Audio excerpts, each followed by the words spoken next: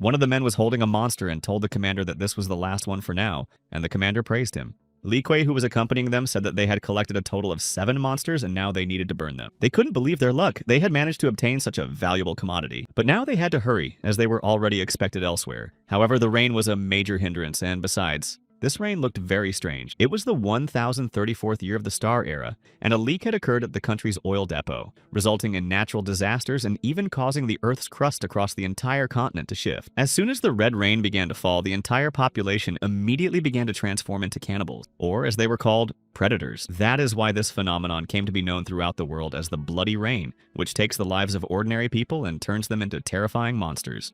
But during the blood rain, superhuman powers awakened in some people, and they came to be called Esper, who waged a long war against the predators and eventually built 7 cities on Earth that became the pillars of the world, while everything else became a wasteland. In 2 hours, they managed to catch 4 packs of predators, though today they were unusually active, and on top of that, no one had encountered even a single person. They had killed so many predators, but their crystal cores were of a fairly low rank, so they wouldn't make much money. One man asked his colleague if he would quit this job if he had the chance, but the man said there was no need to worry so much since they were just talking, and right now they only had to guard their goods.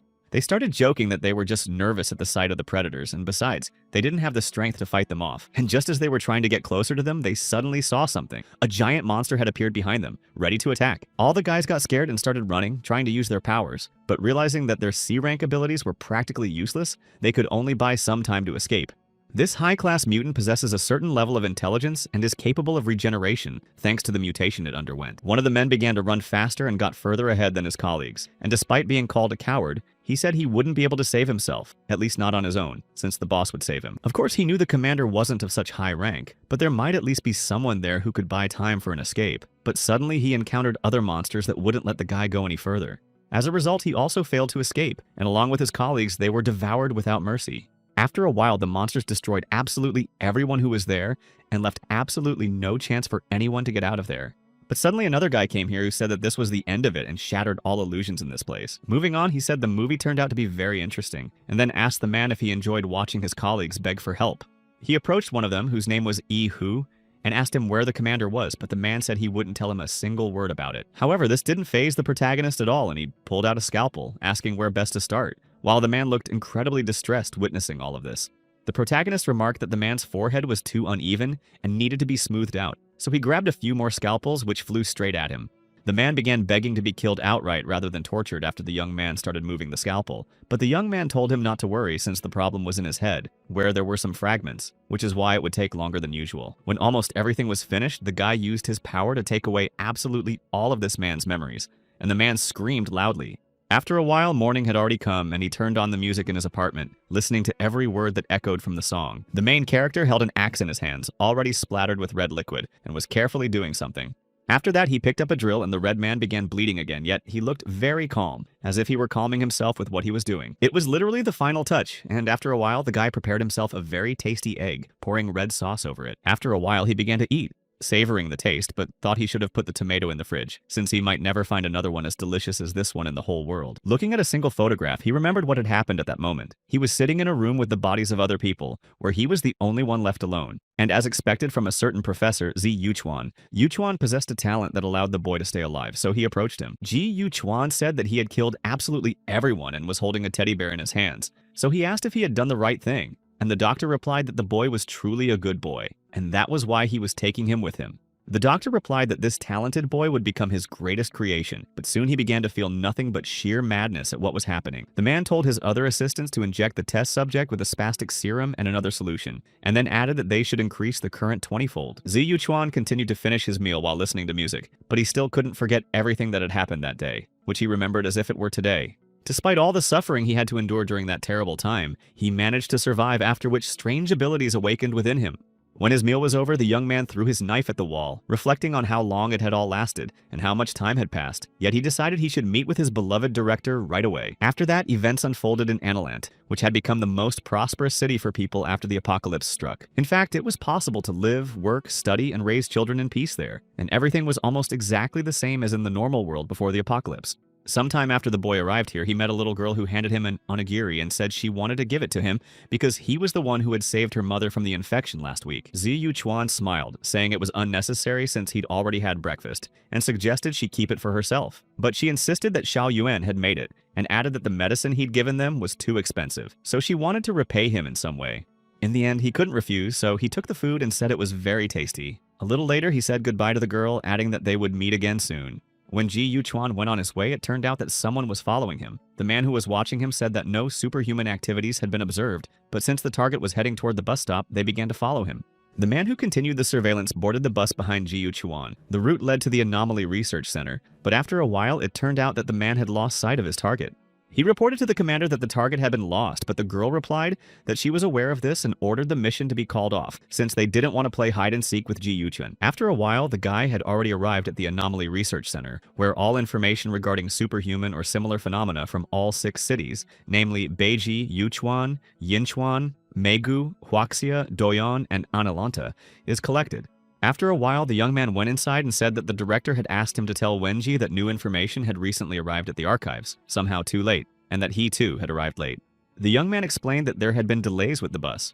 Another girl asked why the director had specifically instructed him to go to the archives if he had simply been on a business trip to the center. But Ji Yuchuan just smiled and replied that it was probably because he hadn't had similar assignments in a long time. An elderly woman approached him with a stack of papers, saying that 5 experts in their city had recently been killed and found in an abandoned factory not far from the city, which had shocked absolutely everyone. It turned out that these very people had smuggled in high-ranking predators, though the investigators had no evidence. But the woman said everyone should be cautious, since they were all powerless here, and if anything happened, they wouldn't be the first to survive.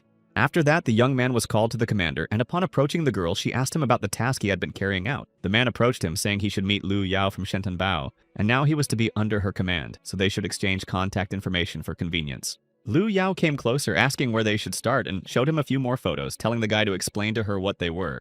There were several photos of different people, or rather their bodies, just lying on the ground. Ji Yuchuan noted that, judging by the decomposition of the remains, they had been dead for about 3 days, and all the wounds had been inflicted with blunt objects, so it could be assumed that the victims had been very frightened, and whoever wanted to kill them had done so with particular cruelty. Then the young man approached the investigator, saying that he believed they needed to look for a connection in their relationships, since revenge might be involved here. Lu Yao smiled and said that most experts of this caliber work on the black market, but their previous investigations into this matter had yielded no results. It's important because someone might be too quiet and inconspicuous to have carried out this massacre, so whoever is destroying them is far more terrifying and has no concept of humanity whatsoever.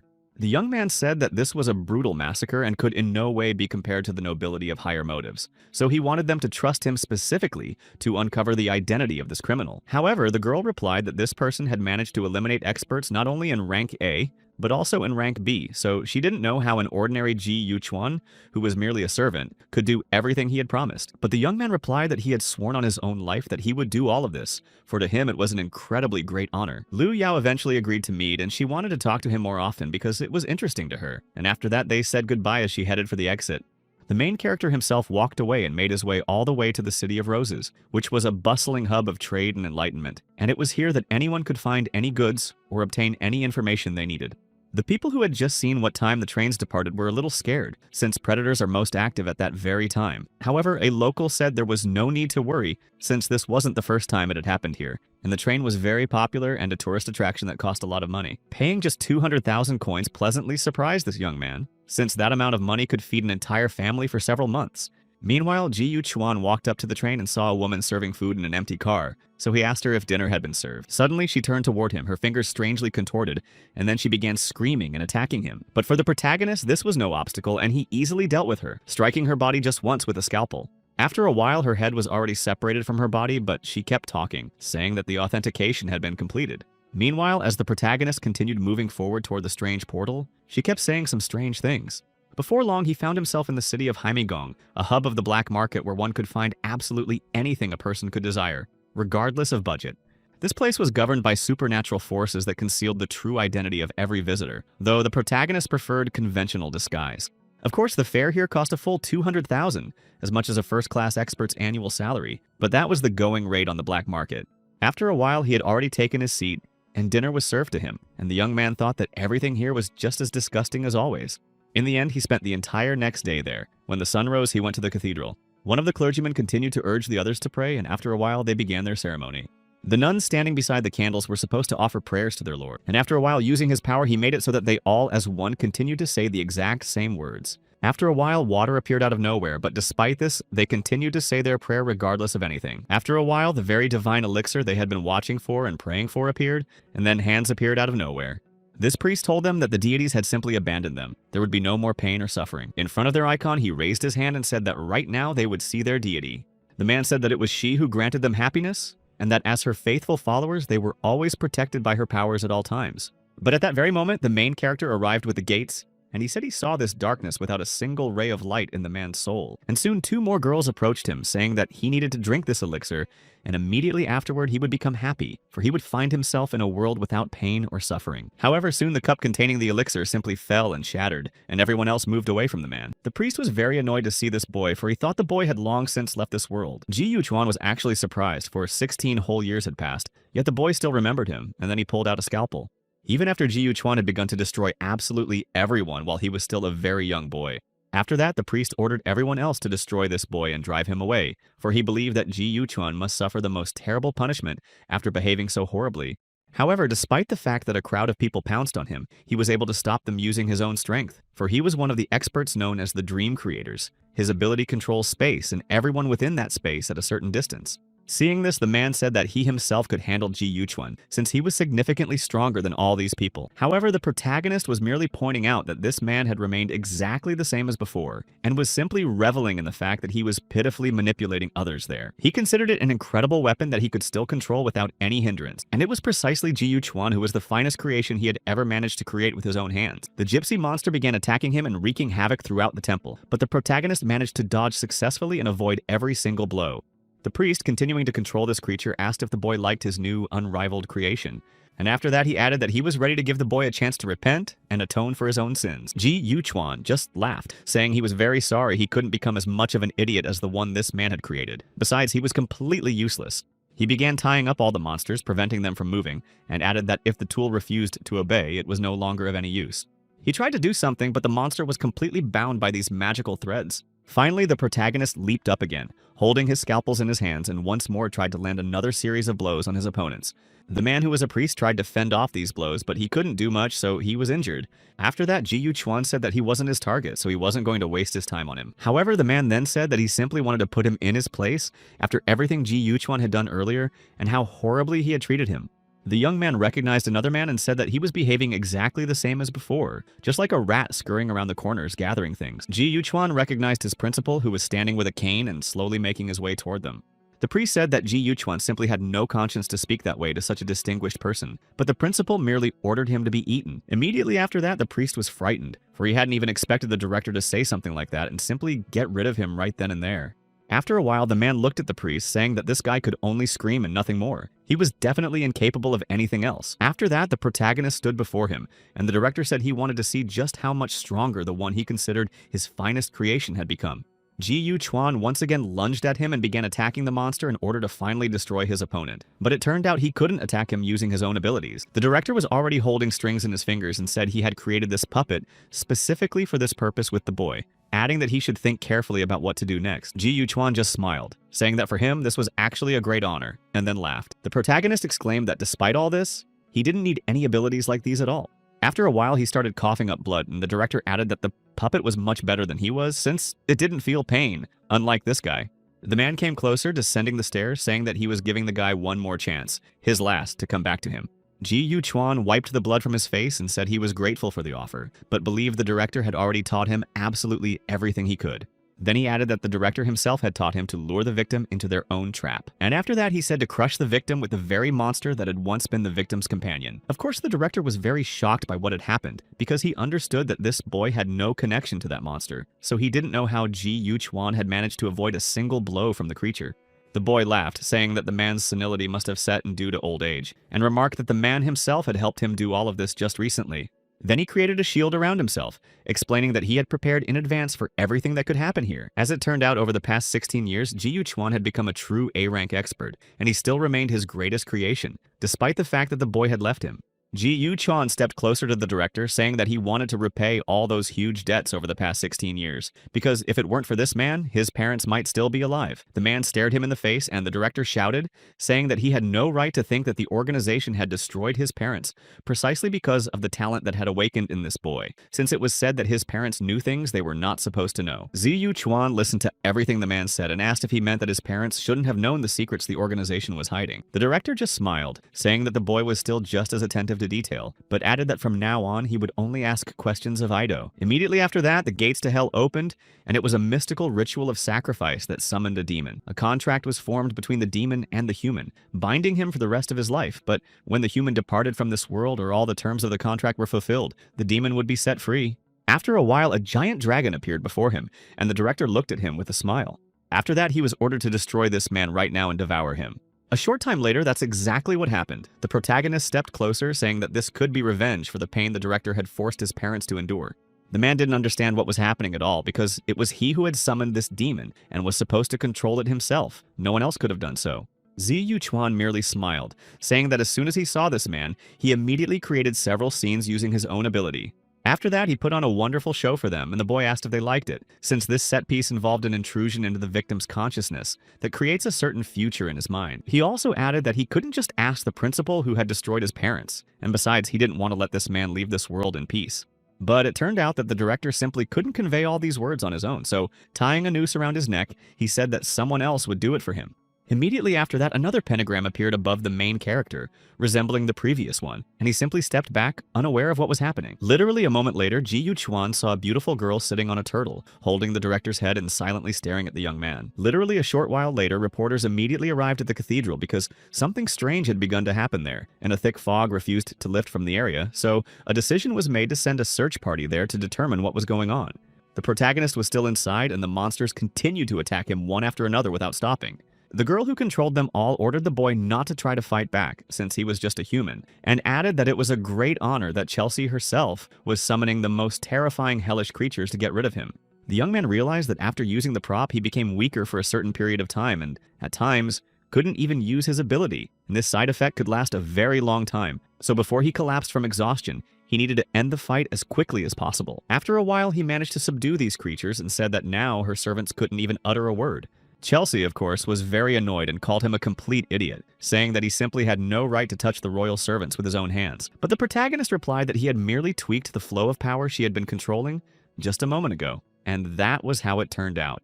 Besides, he said that she herself had stopped speaking as if she had grown weaker after that. But those words deeply offended Chelsea, so she grabbed a whip with a dagger at the end and said she could never forgive him for this, and would fight to the very end. After that, Ji Yu-chuan sent her own monsters at her, saying she could have fun with them as much as she wanted. The girl was confident in her abilities, saying they wouldn't be an obstacle for her.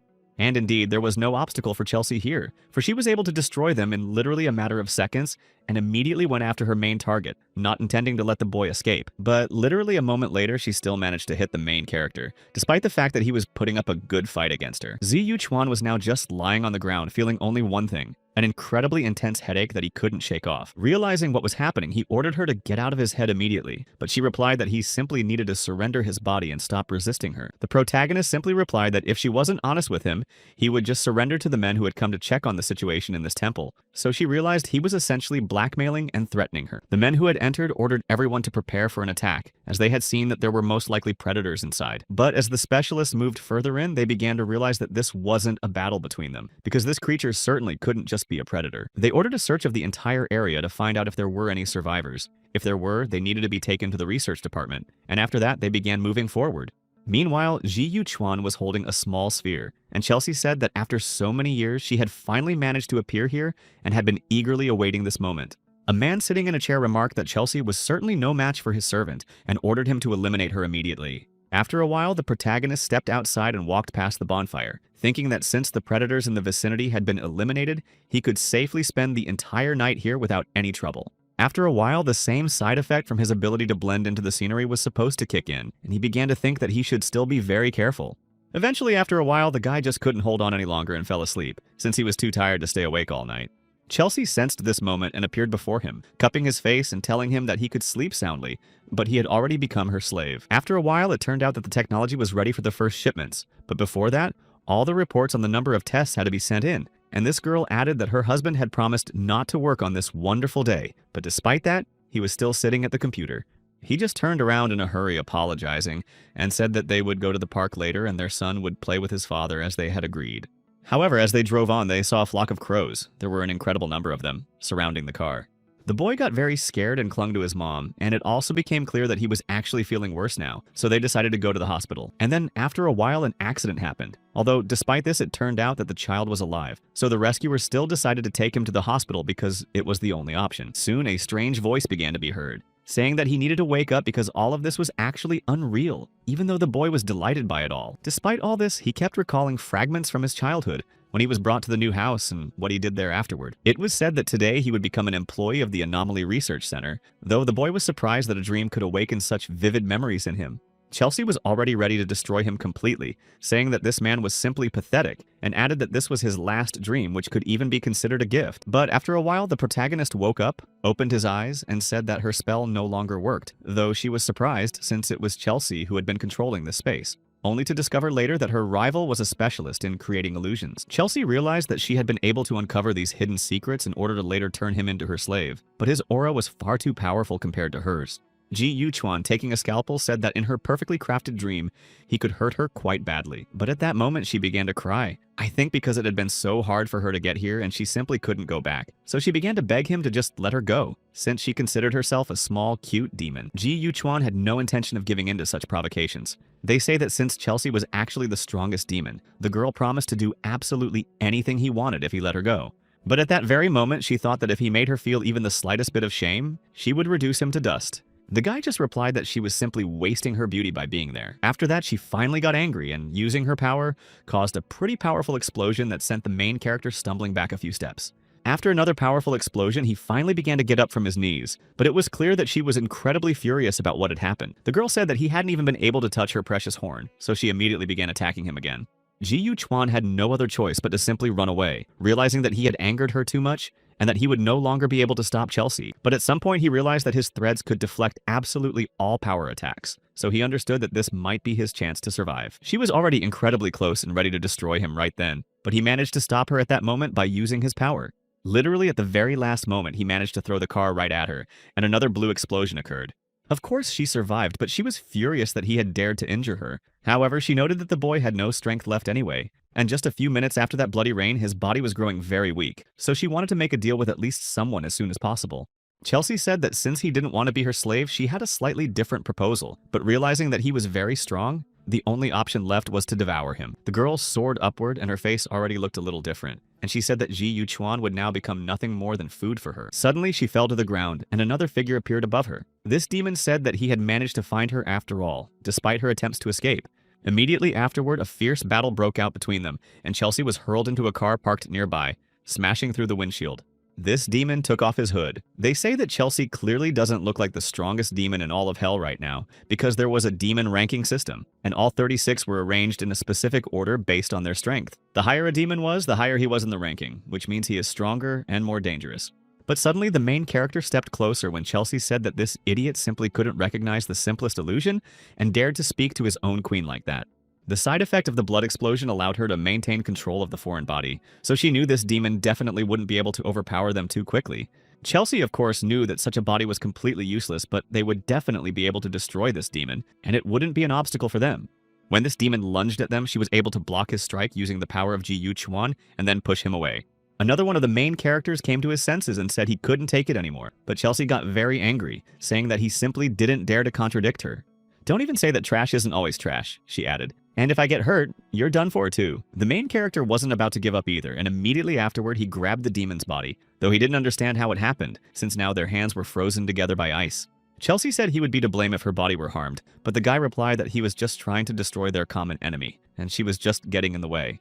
After that, the demon continued to attack. The main character said he had only one enemy left, so he asked her to give him control over his own body, because only then could they get rid of the enemy. She replied that she could lend him some of her power, but warned him to be very careful, because he could simply burn up because of her. Ziyu Chuan was pleased to hear this and said that since the situation was already like this, she should show absolutely everything she was capable of. When it was all over and the demon was defeated, Chelsea was surprised because she had thought her power would overwhelm the boy. Moreover, the demon couldn't understand how a human could contain the power of such a mighty demon, and began to wonder if they could have already made a contract. He thought that this boy was incredibly strong on his own. I then pulled out a syringe, trying to save myself somehow. The injection he administered to himself was literally his last resort to have even a chance of surviving. He needed even more strength to escape from here and overcome his enemies. But the protagonist wasn't going to give up either. Using his chains and the dagger she had given him, he declared that this demon must vanish along with Chelsea right now. Suddenly, the protagonist lost sight of the demon, realizing just how fast it really was. It still managed to knock Ziyu Chuan to the ground, and it laughed, saying that this guy was just an ordinary person, and his life would end just as ordinarily. But literally a moment later, 2 blows struck his body, and now the demon was finally finished. He didn't even realize what had happened, and the girl began explaining that using a demon's power without signing a contract was incredibly risky and also very difficult. But there was a better solution: lending him her body. That's exactly what they did, and with the power Chelsea possessed, they managed to destroy their common enemy quite quickly. Once everything was over, Chelsea began to say that it had been quite difficult, but she was already starting to recover. She also saw that Ziyu Chuan was feeling very unwell and picked up his body, saying that a human body was too fragile and weak. But as she continued to carry him in her arms, she said he had no other choice. In any case, it was better not to save her, and to try to save himself, since that was more important. She tried to bring him to his senses, but he replied that no one could change his choice, and even the queen certainly couldn't do it. And just as the protagonist was trying to come to his senses and Chelsea was helping him with that, he became her and found himself in the girl's past. But then, realizing that these were merely her past memories, he understood that he needed to get out of there as quickly as possible. Looking around, the boy saw several more monsters, in fact, an entire army, chasing after a few who were trying to escape and were rushing away quickly. And not far away, he saw Samochitsa, who was holding her weapon and trying to fend off those she considered her enemies. At that very moment, the memories cut off, and the protagonist woke up. The first person he saw was Yaka, who was overjoyed that he had finally come to his senses. She approached him, and when the boy asked what had happened to him, the girl simply called him a very foolish person. Chelsea moved even closer, saying that she hadn't saved him at all, and the boy realized that he was simply frozen in place and couldn't even move a finger.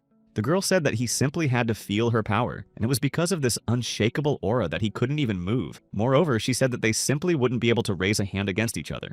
Chelsea explained that from now on they were one, so even if they wanted to, they simply wouldn't be physically able to harm each other. Ziyu Chuan now understood that Chelsea had been banished from hell for bad behavior, and now had to wander the human world. But the girl replied that she had simply started a war against the demons that lasted 200 days. Then she began to tell him that as soon as she arrived in this world, she immediately understood the local rules, and while they were drinking this tea, she realized that the drink was indeed very delicious. The main character was more interested in the mark that had appeared on her, so he asked what it actually meant. The girl just stared at him, and when he started asking what was wrong, she simply told him to shut up. She explained that in hell there is a special ranking of demons where they are all arranged by strength, and the number on his body indicates his place in the ranking. The number was 1, so it turned out she was first, but the girl said that unfortunately, after the king was gone, all records of the rankings and memories of all that were permanently erased. But once she entered this world, she realized she needed to devour all the ranked demons in order to regain her memory, which is why she offered to sign this contract. At that moment, Ziyu Chuan remembered that they hadn't destroyed anyone yet. He drank the same potion the commander had given him. Moreover, he even remembered him,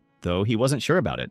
He decided to give it a try and asked if it would work, having already realized that Chelsea was also a target of Blaze and that they could join forces. She pushed him away, saying that he had already come close when he was able to see her memories, but the girl replied that she could help him avenge his family, and in turn she told us that he would help her return to first place in the rankings, and that would be the basis of their agreement. Ziyu Chuan added that he agreed to these terms, but also wanted to add a few of his own, saying that he wouldn't have to give orders or take control of her body whenever he wanted, even though Chelsea tried to stop him, saying that he simply couldn't do that. The girl said that with such words, he simply wouldn't survive long, but he stopped her again, reminding her that she was the strongest demon. Although Chelsea was angry, she realized that it was with him that she had been able to establish such a strong connection. So if Ziyu Chuan didn't sign the contract, no one would be able to fully utilize her power. So the girl sighed and agreed, and in the end, they did sign the contract. The young man replied that he was incredibly exhausted and wanted to rest at least a little. Meanwhile, the organization's headquarters reported that the most powerful explosion of demonic energy had occurred, so they ordered a squad to be sent to handle the situation, and it turned out that everything was much more complicated than it seemed. Yao said she could buy some time to sort all this out, so they decided to stall for at least a little while. Meanwhile, the demons continued to feed on the bodies of others who were already nearly powerless. But literally a moment later, several trucks drove right over him, and someone there said that the world had changed too much, and that from now on, predators were destroying their own kind. The man said that all they could do was wait until they stopped devouring one another, and perhaps then things would calm down enough for them not to go hungry. The young man pondered the fact that demons have no consciousness, and although it's very strange, these low-ranking ones can create a predator so similar to themselves. He asked if they were definitely predators, since they didn't fit any classification by appearance, but the man replied that perhaps Ji Yuchuan simply hadn't listened to the news in a long time. Well, it's spread all over the world, but it started in Meguye. Not long ago, the authorities released a new official classification, and it turned out that their researchers had discovered the hunters, and they were classified as third-rank infected. He gathered himself and said it was good that he'd met this man, since he hadn't been in this city for a long time and hadn't known about this. He was certain that the city's authorities were definitely hiding something. The driver suggested they go together since he definitely wouldn't be able to handle it alone right now. And besides, prices for bodyguards had skyrocketed after the new classification was published. In the end, they were traveling on a road guarded by the authorities, so it shouldn't be dangerous here. They were just waiting for the moment when they reached Atlanta. The driver laughed, saying he'd just have to take his word for it, but suddenly there was an accident behind them, and one of the vans simply crashed and exploded. Someone else got out of that van trying to save themselves, but those demons had already started attacking them, so they tried to dodge their blows. The driver tried to attack the creature, attempting to save the others from the attack. He moved closer, saying that this was definitely a trap, and they needed to get the wounded out of there as quickly as possible because it would be very dangerous. Literally at that very moment, the same demon attacked him, but just as the man was ready to say goodbye to life, someone suddenly destroyed it, preventing it from harming the driver. It turned out to be Ji Yuchuan, and the man thanked him for saving him. However, despite this, there were many hunters standing before them, blocking the path and leaving no way through. The man had already resigned himself to the idea that they would remain there until the end of their days, but Ji Yuchuan merely sighed heavily, noting that they seemed to be overly fond of this psychological pressure tactic. Meanwhile, Chelsea suggested using her powers against these wretched demons, as she was confident she could destroy them instantly. When the driver began to see what was happening, he was already relieved, though he was very surprised. He realized that they all still had a chance at survival. Watching what Ji Yuchuan was doing now, he had already begun to fear these demons, and himself, because even he couldn't understand who he was. The young man calmly replied that this was payback to these people for picking him up in the middle of nowhere and bringing him here. And then he rushed forward again to destroy yet another monster, of which there were still an incredible number. Despite their numbers, the young man skillfully and quickly destroyed each one, giving them no chance to survive, for Chelsea's power allowed us to reduce them to dust.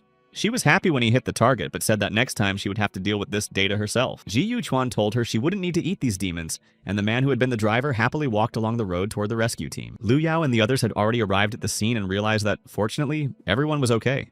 The driver tried to say that no one had been hurt, and Ji Yuchuan said that the rescue team had arrived just in time. Fortunately, nothing had happened to them. He wasn't going to talk about everything that had happened, and Ji Yuchuan hinted that they should keep quiet about it. But the driver was already beginning to realize that this guy was definitely hiding something from all of them. Lu Yao was relieved to see that everyone was okay, and the other assistants reported to command that their eyes had been captured and most of them destroyed. The girl moved closer to him, saying that Ji Yuchuan really knew how to surprise people, but the boy replied that she probably hadn't expected anything else from him. Lu Yao simply created a barrier around them and moved closer, saying that no one would hear them here because the barrier blocked any sound. The boy was surprised, for he now realized that the spatial shift was actually the work of expert Lu Yao, but he still stood silently until the girl said what they needed to hear. She asked if he had already signed a contract with the demon, for she had learned that this was most likely the case. Chelsea immediately asked if he wanted this woman destroyed, but the guy replied that there was no need to rush because if Lu Yao had the audacity to meet them alone, she must have set quite a few traps, so he wanted to find out what she wanted first. Ji Yuchuan just said he didn't understand what the woman was talking about, but she replied that he shouldn't play dumb with her and then asked if he'd heard of Heavenly Wrath. It turned out to be the very same organization made up of many powerful people that had emerged after the Red Rain disaster. It was dedicated to the extermination of predators and operated worldwide. She explained that she wanted to introduce Ji Yuchuan to the team because he was the one who could help exterminate these creatures. The boy simply said that he hadn't expected Lu Yao to also be a member of Heavenly Wrath, but replied that her offer was certainly wonderful, though he had too many other things to do. The girl replied that he shouldn't rush into a refusal because joining Heavenly Wrath was the best choice regardless of what he wanted to do next. She added that members of Heavenly Wrath could freely enter 95% of cities and could fully increase the power of both their own abilities and their demon contracts. Ji Yuchuan asked what would happen if he refused her offer after all. The boy asked if she was going to throw him in jail if he didn't agree to the offer.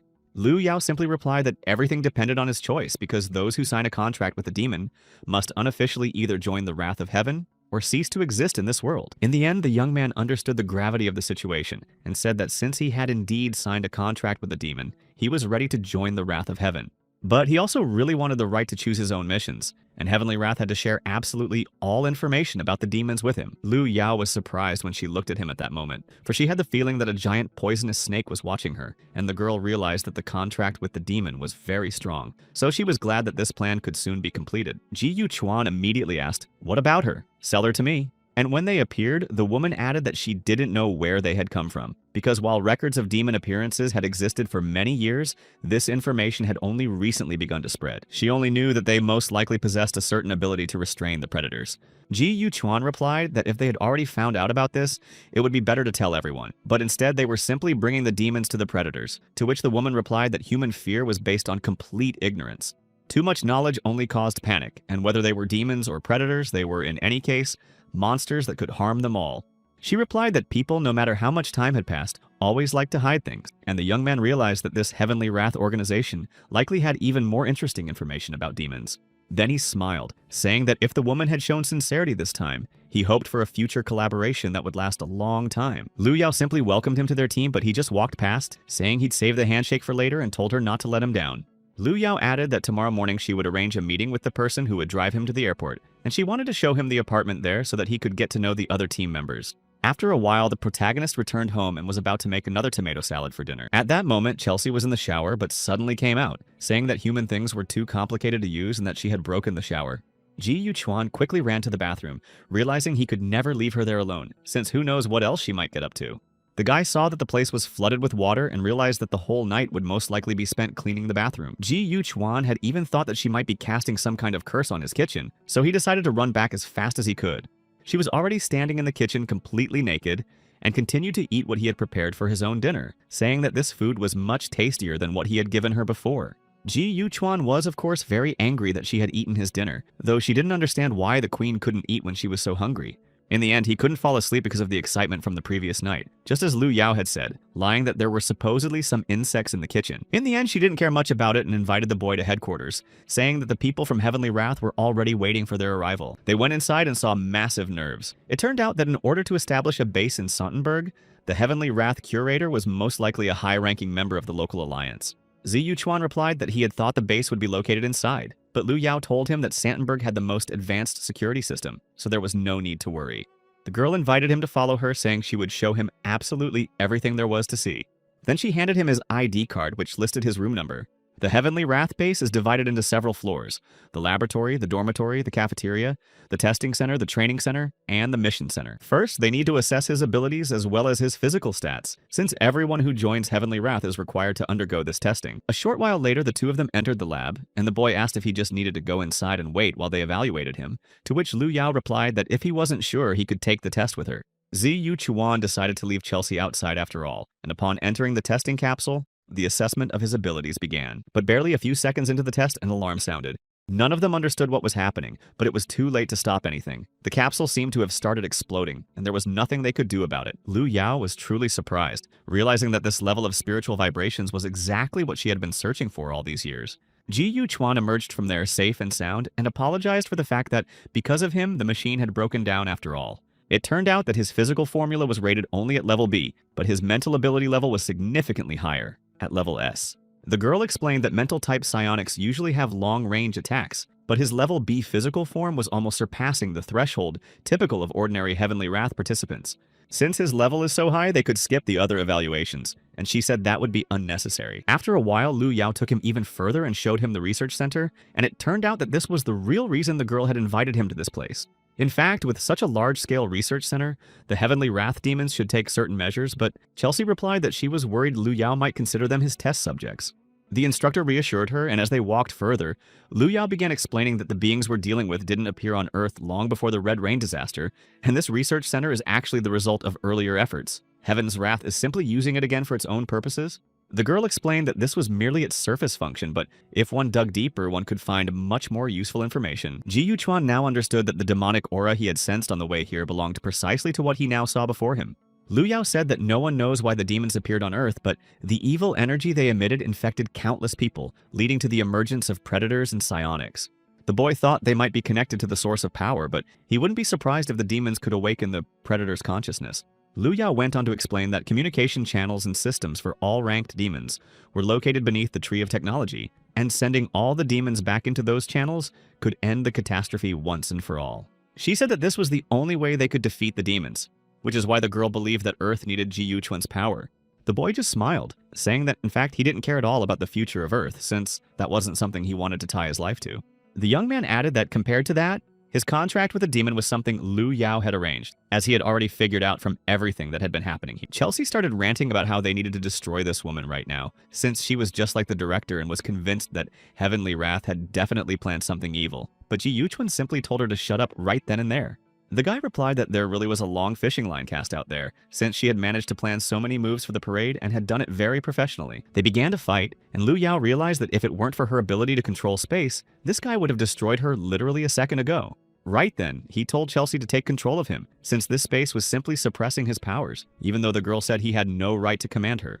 But literally a second later, she found herself bound and had no idea what was going on. It turned out that Liu Yao hadn't been able to grab her and place her in another barrier, and of course, Chelsea started to get very angry, ordering the woman to let her go. Liu Yao explained that this was a new technology they were working on, and unfortunately, it wasn't fully refined yet, but it was well suited for testing purposes. Ji Yuquan thought that perhaps not all the subjects were clueless, but at least this research center had achieved some kind of result. After a while, even though he tried to keep struggling, he realized he simply couldn't move, and literally a second later, looking around, he saw a girl with pink hair and a bow in her hands. Liu Yao said her name was Xiana, then approached the boy closer, basically explaining that, like this girl, he was a wonderful employee with a 0 failure rate. She also mentioned that this girl's only failed mission was a case involving the trafficking of young girls, which was linked to Yi Hu. It was this very excellent colleague, as she called her, who revealed the true nature and identity of Ji Yuquan. Shadow demons can conceal their presence, so Liu Yao said he hadn't even noticed that Xiana was using an illusion that affected the mind. After seeing the video she sent, they became interested in Ji Yuquan's abilities. Thus, his powerful mental energy plays a key role in any contract with demons. But the protagonist didn't give up and wasn't about to just give in, so he grabbed Liu Yao. And of course, Xiana began to defend her, ordering him to let her go immediately. Ji Yuquan just smiled, saying that everything was now in his hands, and told Xiana that if she wanted her boss to stay alive, she should let Chelsea go, even though Liu Yao had ordered her not to listen to him. Despite this, the girl stood her ground, and since the protagonist was forced to defend himself, he released Liu Yao from his threads, creating a barrier around himself. He said they had gone to such great lengths to deceive him and force him to come here, but it didn't seem very noble. Seeing what was happening, Xiana realized that the shadows had warned her this boy's demonic power was too strong, and things could end badly. Liu Yao stepped closer, saying that she had simply wanted Xiana to test his abilities but hadn't expected things to spiral out of control. And then she apologized for her inappropriate behavior. Ji Yuquan simply said calmly that he hoped no more such mistakes would be made, while Chelsea considered these people hypocrites, as it seemed to her that they were even worse than low-level demons. The girl also said that she had assembled a team where everyone was a demon contractor, and they were currently short on a team leader, so she asked if he was interested in the position. Liu Yao added that of course he wouldn't work for free, since, as a high-ranking demon, he could deal with other demons if he wanted to, and Heavenly Wrath would provide him with the demon's favor and all other comfortable conditions for free. The protagonist realized that Heavenly Wrath's objective also included high-ranking demons, and using their power could help him fulfill the terms of his contract faster. He thought it would be much better to get rid of a demon like Chelsea as soon as possible. Then the boy asked what the next steps would be, and he was told that the Tower of Tears would be their next destination, since that is where the powerful demon resides, and tomorrow morning, together with Xiana, they must defeat him. Meanwhile, the guy was supposed to meet up with the other team members, and she was thrilled that the perfect demon hunting squad had finally come together. Meanwhile, one of the assistants standing inside the building monitored the fluctuations, noting that they were still within normal limits. Another guy kept eating something, saying it tasted really good. And yet another, holding behind his back the weapon he'd just used to destroy yet another demon, was simply laughing, literally bursting with laughter. Ji Yuquan returned home a little later, lay down comfortably to rest, and poured himself some wine. He still couldn't stop thinking about everything that had happened to him in his childhood, and he recalled the moment when the experiment on him was completed and the results were passed on. Back then, he was told to prepare for the next experiment, and it wasn't until the protagonist was with Liu Yao during this test that he realized these two devices were absolutely identical. Blaze and Heavenly Wrath might have a connection he knew nothing about, even though he'd never heard of the Thousand Faces, and if it was hidden within other organizations, he understood he could fall into a trap. Meanwhile, she moved closer to him, taking a glass of wine despite the fact that he'd said this was a men's bathhouse. But for some reason, she replied that she was a demon, and demons don't worry about such things, they couldn't care less. And then she moved even closer to him. Grasping his face, she asked if he was saying that because he had some kind of fantasy about her. After that, she began to use her spellcasting power to enchant him. As long as she controlled his dreams, she could interfere with her victim's mental world, and there shouldn't have been any problems with that. So she wanted him to simply submit to her and ordered him to surrender his body to the queen and not resist her, since she believed it wouldn't lead to anything anyway. But suddenly, Ji Yuchuan grabbed her hand, saying that her thoughts were written all over her face and that things weren't as simple as she thought, because he hadn't succumbed to the spell. Ji Yuchuan said that he never underestimates his opponents, so he knew exactly what to expect from her and was prepared for it. He saw her past again, where a little girl stood, a dagger in her hands, terribly frightened, and even though she was now considered the demon queen, she still felt terribly insecure. Only after some time, when she had gained enough power, did she begin to truly fight, and with that power, she started destroying those who had plotted against her and caused her harm. She quickly moved away from him using her own power, saying that intruding into her memories had consequences and no one had the right to do so. Ji Yuchuan was actually surprised that those were her memories from just a moment ago, as he hadn't expected to see any of this right now. She was truly angry with him and said he'd have to prepare for punishment, already grabbing the drawstring of Ji Yuchuan's robe. After the robe flew off, he just stared at her, not understanding why she was doing all this. Eventually, morning came again, and they arrived at the very mission Lu Yao had mentioned earlier. They asked why that woman hadn't teleported them here right away, since it seemed to her that people were wasting too much of her time, and she was, after all, the queen. Ji Yuchuan explained that such teleportation requires a great deal of spiritual energy. Her actions were intended to intimidate them, not for anything else. While they were talking among themselves, another guy suddenly appeared and immediately lunged at the main character, but he dodged in time. Xiaona immediately approached Sigrism, saying that he was their new partner, not an enemy to be fought. However, he still had no intention of stopping and said that Bella had told him she didn't like this smell at all, so he began attacking him again. Before Ji Yuchuan could even defend himself against the attack, another man stepped in front of him, and this man said it was highly unethical to treat their new colleague that way. On top of that, he saw that even Dronzer was trying to stop him using his own power. Xiaona stood before him, saying that her older brother should calm down. Besides, Lu Yao had ordered all of this, and he couldn't disobey her orders. Sigrism looked at his weapon, and the demon sealed within it said that for the sake of his lord, he would endure and no longer fight. Xiaona replied that she had sent all the mission details, and since they had little time left, they now needed to carry out a secret mission that had emerged 3 months ago. 4 reconnaissance teams had been dispatched, but all of them had lost contact with headquarters, and so far the fluctuations in demonic energy were characteristic of high-ranking demons. So the girl said that the target was most likely to be a high-ranking demon. Immediately after that, the same man who had protected the protagonist came to him and greeted him, introducing himself as Ba Yin. The protagonist also gave his name, and Chelsea said that this man was definitely stronger than Ji Yuchuan right now, so they warned him to be careful. Eventually, the whole team was assembled, so they set off together to carry out the mission, but at that very moment, those small demons began attacking them. Sigrism managed to protect his younger brother and told him to be careful, since these creatures could move through water pools and had more advantages here. Dronzer asked if his older brother would protect him, and Sigrism simply assured him that there was no need to worry, since he wouldn't let anyone harm him. Sigrism believed it was his duty as an older brother to protect him, so he immediately rushed forward, determined to exterminate every single monster there. Dronzer realized that his older brother was just as impulsive as he had always been, though he understood that this was normal. Even before she stepped inside, Ba In had been saying that they needed to move together, since the demon barrier could conceal their presence, making their progress easier. He also thought that while Sigrism and Dronzer truly acted as a duo, a rookie couldn't act independently. That would be far too reckless on their part. Xiaona replied that this mission had been specifically designed as an initiation test, but there were 3 stars here, and since he was a newcomer, he needed to be truly very strong, though realizing that their commander had sent him on such a task meant their colleague was indeed very powerful. Ji Yuchuan, meanwhile, kept walking, but Chelsea said they were just going in circles, so she asked if he knew anything at all and if he understood where they were going. The protagonist replied that they had most likely stumbled upon the spirit wall, and Chelsea responded that everything here was covered in this sticky stuff, and she found it disgusting to be here.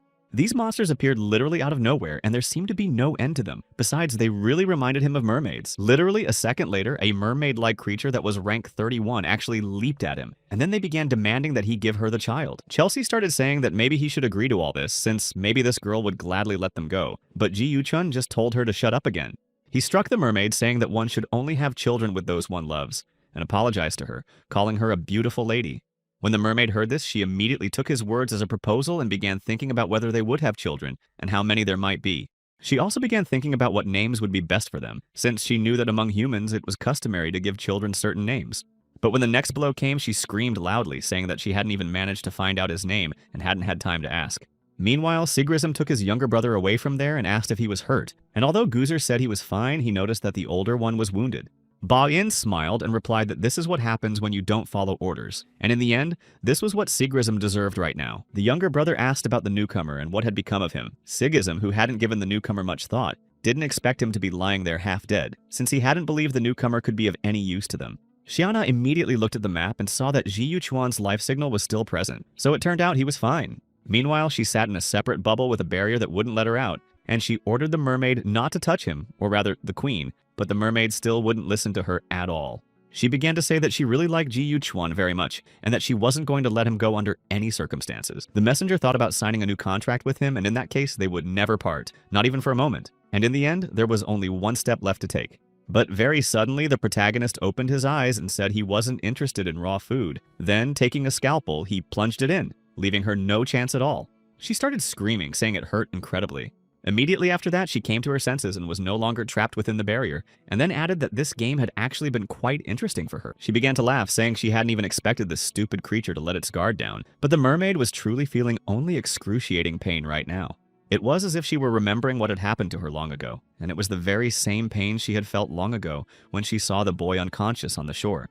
They began spending a lot of time together after the mermaid saved him, and at that time, the girl was truly happy. But not everything was as good as she could have imagined, because very soon that happiness turned into suffering. This guy took her to an auction, thinking he could make a fortune off her, and eventually they brought her out on stage, saying that mermaid meat was so rare it might only appear once in a millennium. For him, it was a wonderful chance to make a lot of money, because it was so valuable that the money came very easily. The mermaid, remembering everything that had happened to her back then, simply couldn't take it anymore, because it was incredibly painful for her to have gone through all that, and after that, another explosion occurred that nearly knocked Chelsea and Ji Yuquan off their feet.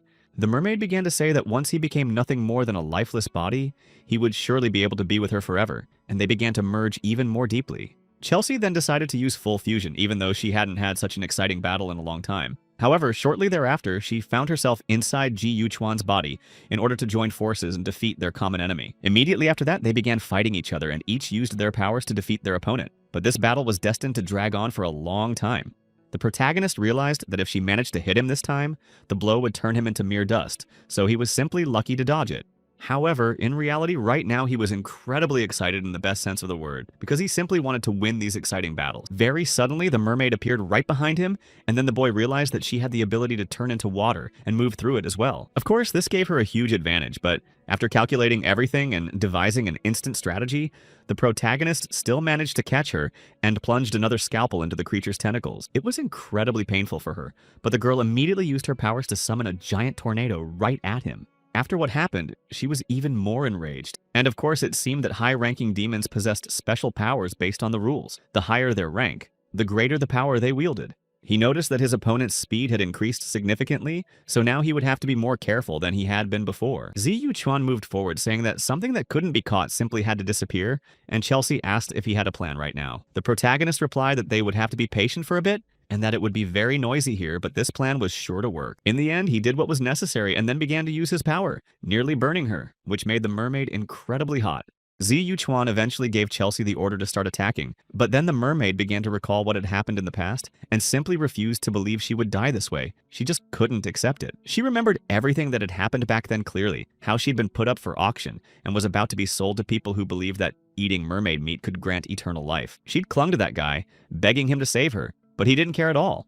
He just wanted the money, despite all the words he had spoken earlier and when he asked if he liked her. After some time, they embraced and lived a happy life, but that too did not last long.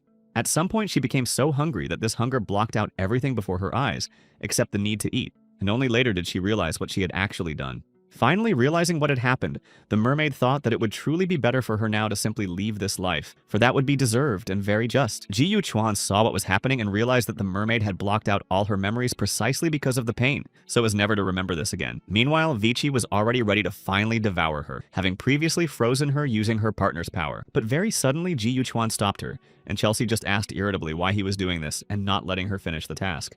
The young man replied that it was definitely not worth provoking the wrath of the heavens over a 31st ranked demon. Besides, they needed her information to gather other ranked demons, so they had to stop now. Given the contract's restrictions, Chelsea couldn't inflict injuries that would render him unable to survive. But if he took another blow from her in this state, it might indeed end fatally. A short while later, in a different location, a young man lay on the ground, utterly helpless against a monster that was ready to devour him right then and there.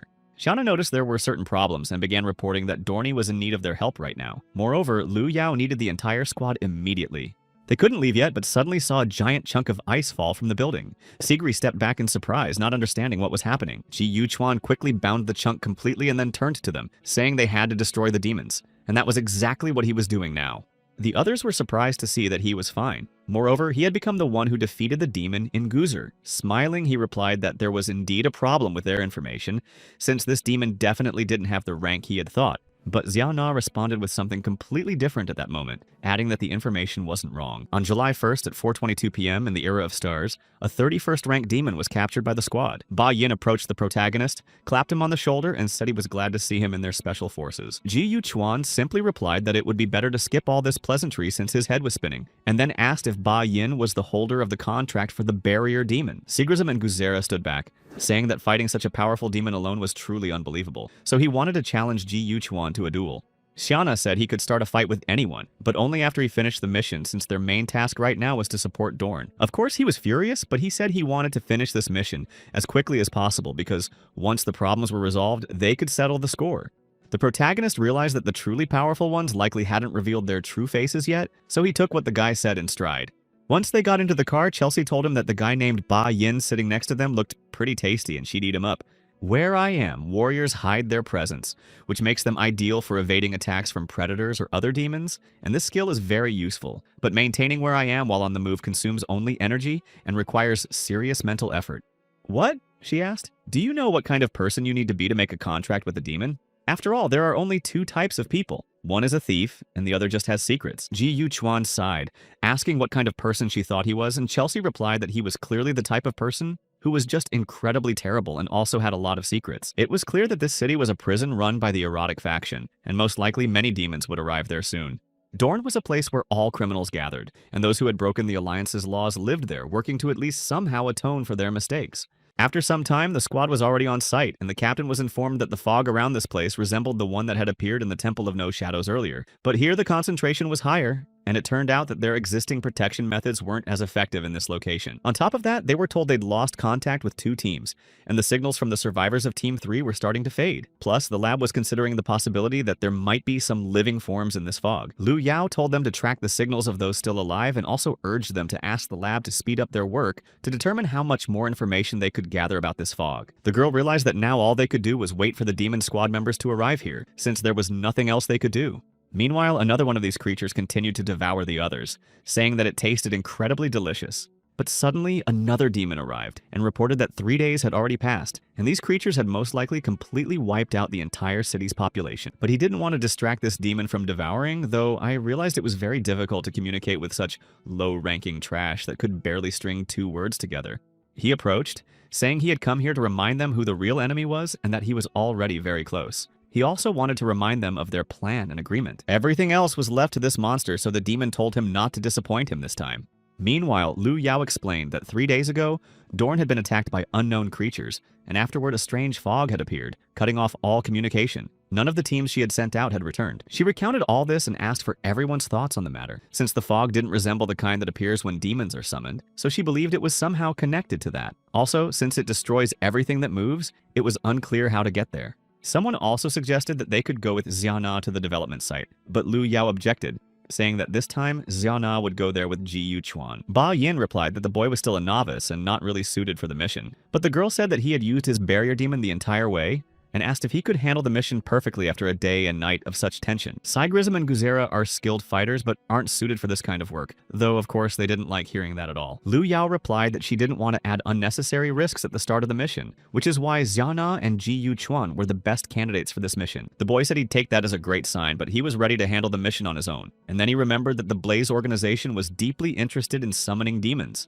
so perhaps they were behind what happened in that city, and he wanted to investigate it. Lu Yao replied that Xiana was much more familiar with carrying out missions, so this time she should go with him since he was still a novice.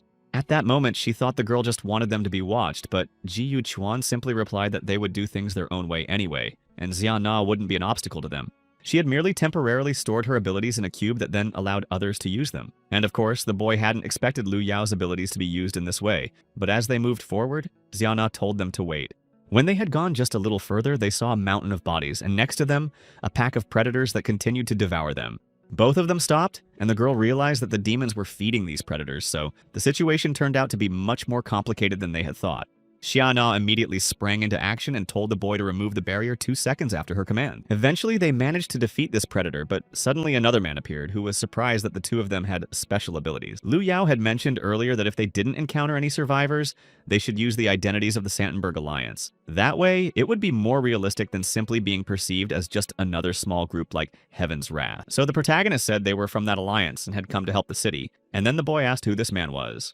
The stranger exhaled calmly, realizing they could be trusted, but then immediately added that this was definitely not the place for conversation, and asked them to follow him. Xiana replied that this guy was very strange, but according to the information they'd been given, even if it was that same mouse, they still had to pursue it in any case.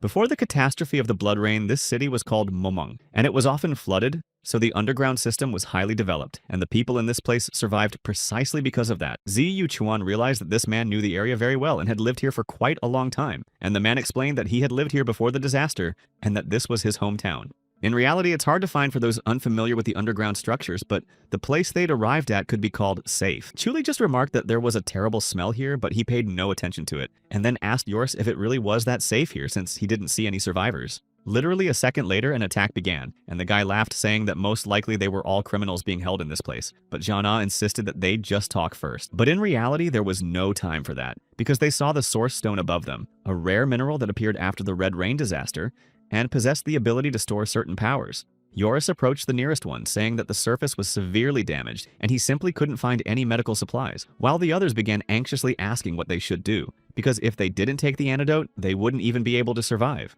Ziyu Chuan realized that the Exiles faction couldn't control so many criminals without banned substances, and Xiana remarked that this cage most likely served as a means for the faction to control them. Yoris explained that this was the place where they used to live, but life in eternal darkness and constant struggle had truly worn them out. The man added that what they call the blue poison simply saps their strength every second and robs them of the ability to live. Shauna said that if it was so painful, they could have refrained from committing crimes in the first place and then figured out what to do next. Besides, the barbed wire hidden in their wrists could be explained as a temporary tool they had to use during the disaster, but the equal length of their middle and index fingers is the result of training for crime. Jorah suddenly snapped, saying that they were too arrogant to even understand their pain. But the woman standing behind him told him to calm down, since getting the antidote from them was the priority right now. She said that their people should deliver transportation, supplies, and medicine by evening. Otherwise, she said they would wait here until the two of them passed out right there. Shiana just said that she would also like to contact them, but Dorn was completely shrouded in fog that was blocking all signals. These people started yelling at them not to play games, since earlier Ji Yuchuan had said they were with the Alliance, and if they could get inside, there must be a way out. The guy realized there really were a lot of problems here, and next time he needed to try to understand people's true intentions before getting himself into trouble. Eventually, they had stalled for enough time, and he asked if the Shadow Demon had recovered yet, and if they could start acting right away. It turned out that besides these 26 people, there were 14 more hiding here, and the Shadow said they were all under control. In that case, the protagonist suggested opening this so-called cage, and Chelsea replied that they should have done it sooner, since an ordinary Source Stone simply isn't capable of blocking demonic forces of such power. Ziyu Chuan pulled out a knife, saying that they should see what exactly happened in Dorney and what other secrets the city hides.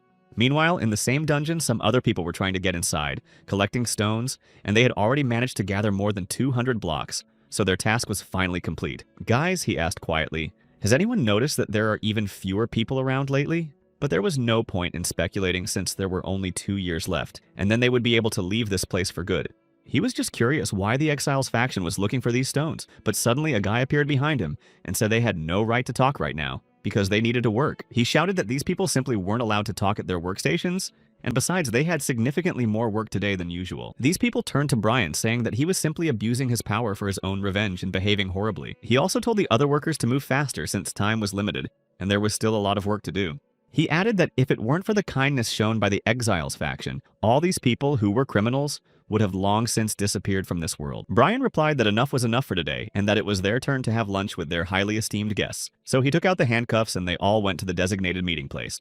The younger brother asked his older brother if he didn't think these people were behaving incredibly strangely today, and the older brother agreed, saying that he had also noticed this unusual behavior. It turned out that one of the demons had spoken to the leader of the Exiles faction, whose name was Hobart, and told him that it was time to start the banquet right now. Immediately after he said this, the predators pounced on the prisoners, starting to bite them, and the captives didn't even have a chance to escape.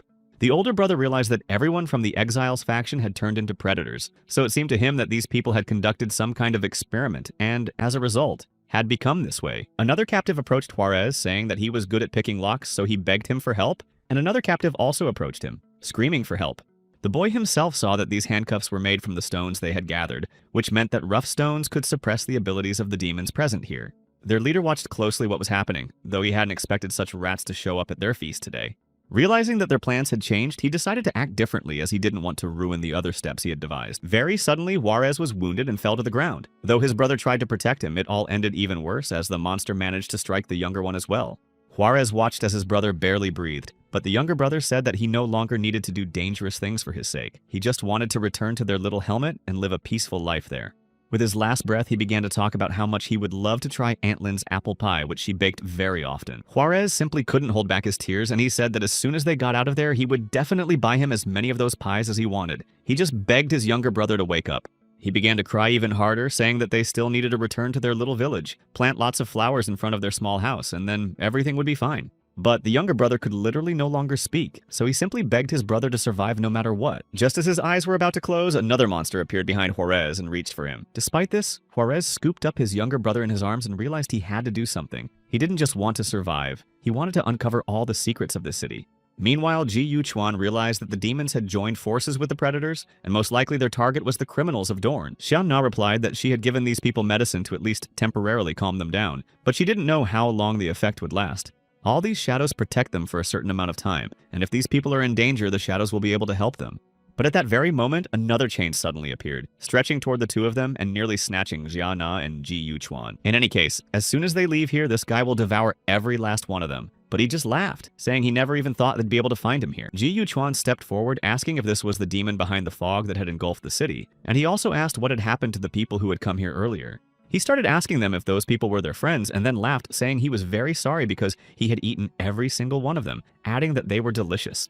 He also began saying that now it was their turn to become his dinner, and started using his power in the form of fog. This demon laughed harder and harder, saying that in this fog, he was an absolute god, and everything obeyed only him. Ji Yuquan and Xian Na heard something and tried to create a shield with Chelsea's help, but she begged them not to leave her alone with this trash. Xian Na also grabbed her bow, realizing she hadn't even expected the enemy to pursue them for so long, and felt disappointed in herself. The girl realized she had let her guard down too much if she hadn't noticed such a long pursuit, and this disappointed her. Ji Yuquan, meanwhile, noticed that the air was starting to get sucked into the fog along with the demon, and turned to Chelsea asking if it was normal that there was almost nothing to breathe here.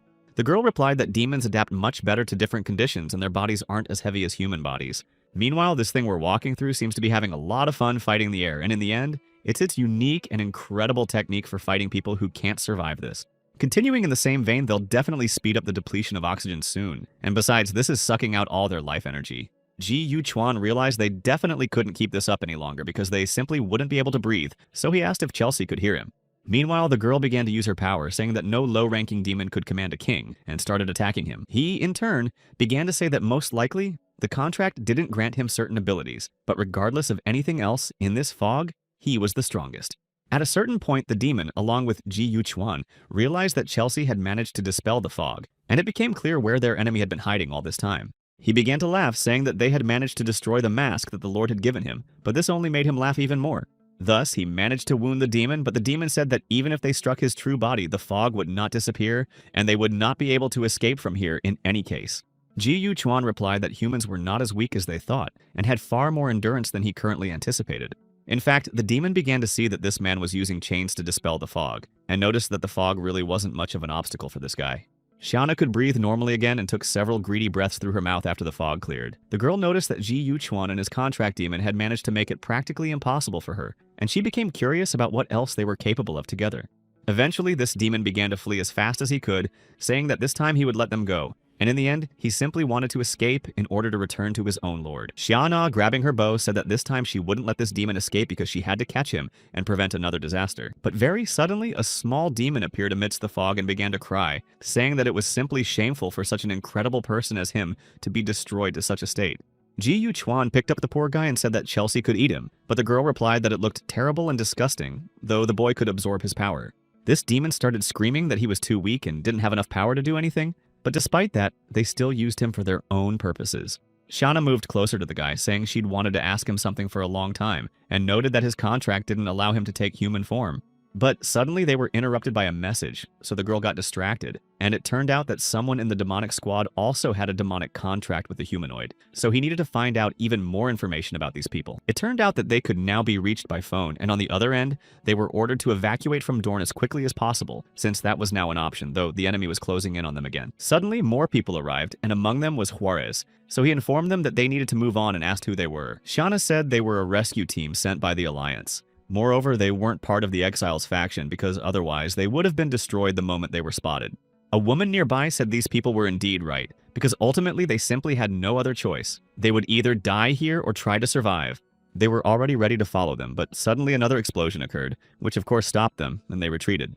Very suddenly, another demon appeared here, with the faces of nearly a dozen people on it, and it began to say that it needed 2 more people to finally complete its transformation, and it attacked Yoris, who was standing nearby.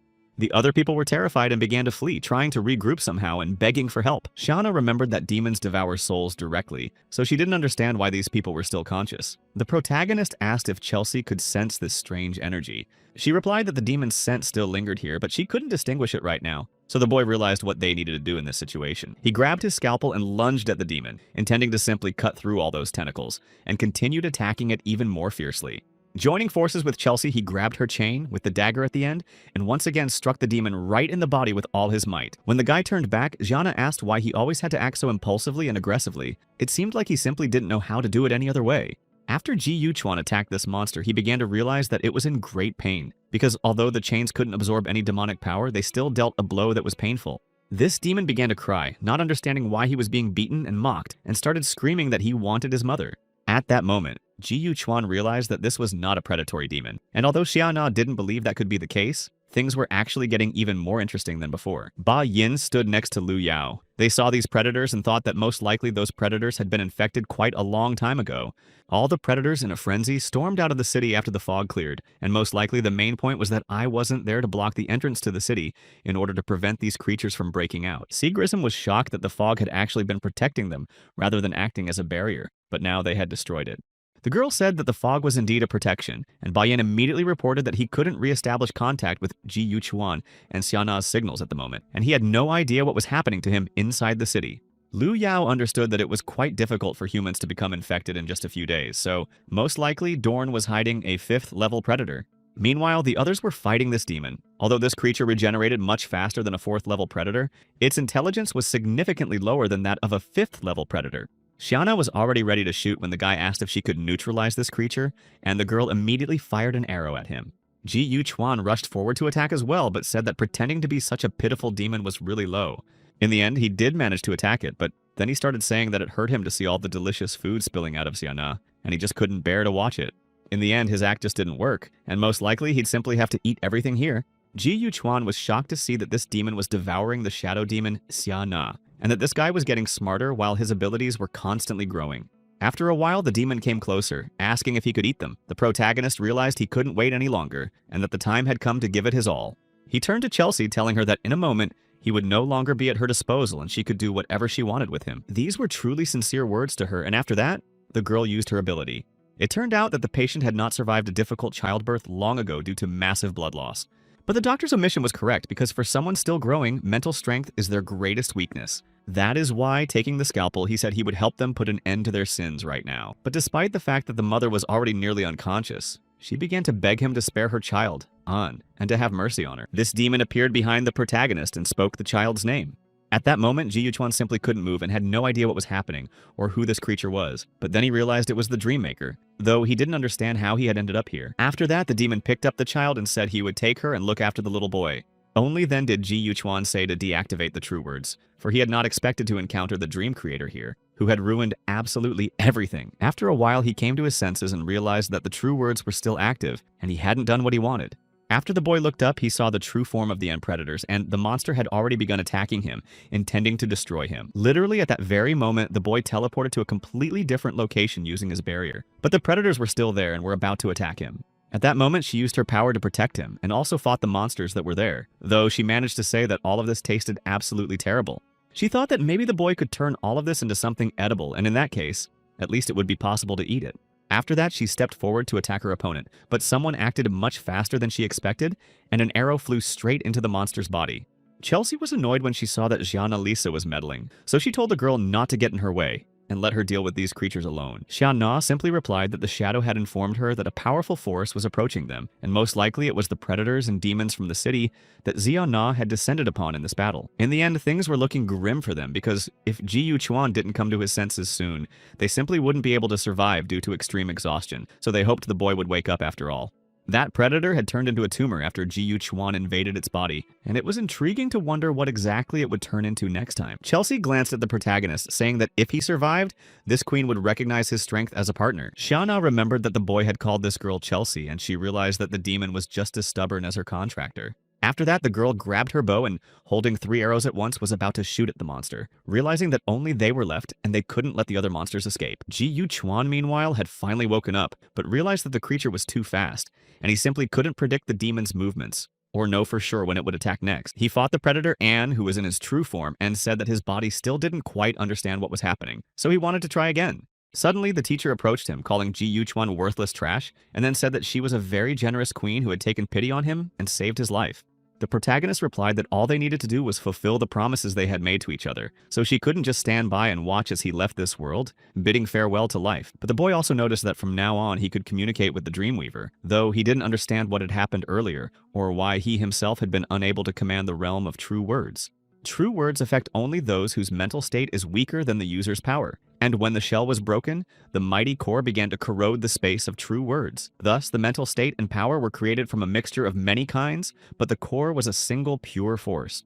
The protagonist realized that his speech shell consisted of the people he had devoured, and the core was the predator itself, named An. It turned out that this was the very same untainted child, and she was the best candidate for cultivation. Therefore, the protagonist realized that the creature he had encountered in his memory was most likely a demon, but he didn't understand why he needed to cultivate such a pure predator, or what the point of it all was. Suddenly, the predator attacked them again, saying that what had been done to him was very painful, and that everyone who felt sorry for him should be destroyed. Seeing that the monster had lunged at Ji Yuquan, Chelsea quickly stood beside him and shielded him with her own body. Then, with her last ounce of strength, told him to deactivate the space. The protagonist did just that and deactivated the true words immediately after she asked him to do so. A short while later, the boy approached Xiana. "I'm sorry for waking up too late," he said. "Also, Chelsea asked me to tell you that she considers you a good colleague." Xiana was a little surprised to hear this, but she was pleased to hear it. However, she also thought that Ji Yuquan had definitely become stronger and even resembled her master. After some time, there was only one demon left for them to deal with, and they needed to destroy this formidable creature. Otherwise, the mission would not be complete.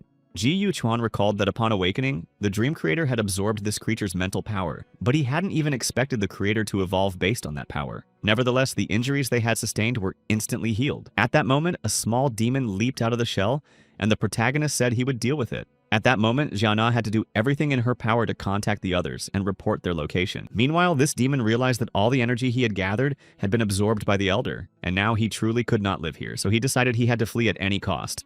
After a while, he saw the Dreamweaver and started crying, telling his father that he was wrong, and then mentioned that he had already devoured 5 million people, so he had been very obedient. But the Dreamweaver wouldn't even listen to him, saying that what he hated most were those who lied to him. While there, Ji Yuquan remembered that what he had seen in the Predator's memory resembled a demon, and he recalled the face of the one he now saw before him. Now the boy realized that this demon was an old acquaintance of Chelsea's, but the girl sighed and said that she only recognized the strong in this world, and she could not acknowledge such a vile demon. The Dreamweaver, of course, was enraged that she had called him vile. Moreover, he said that it wounded his heart, for his methods were beyond comparison with even 1 or 1,000 of hers.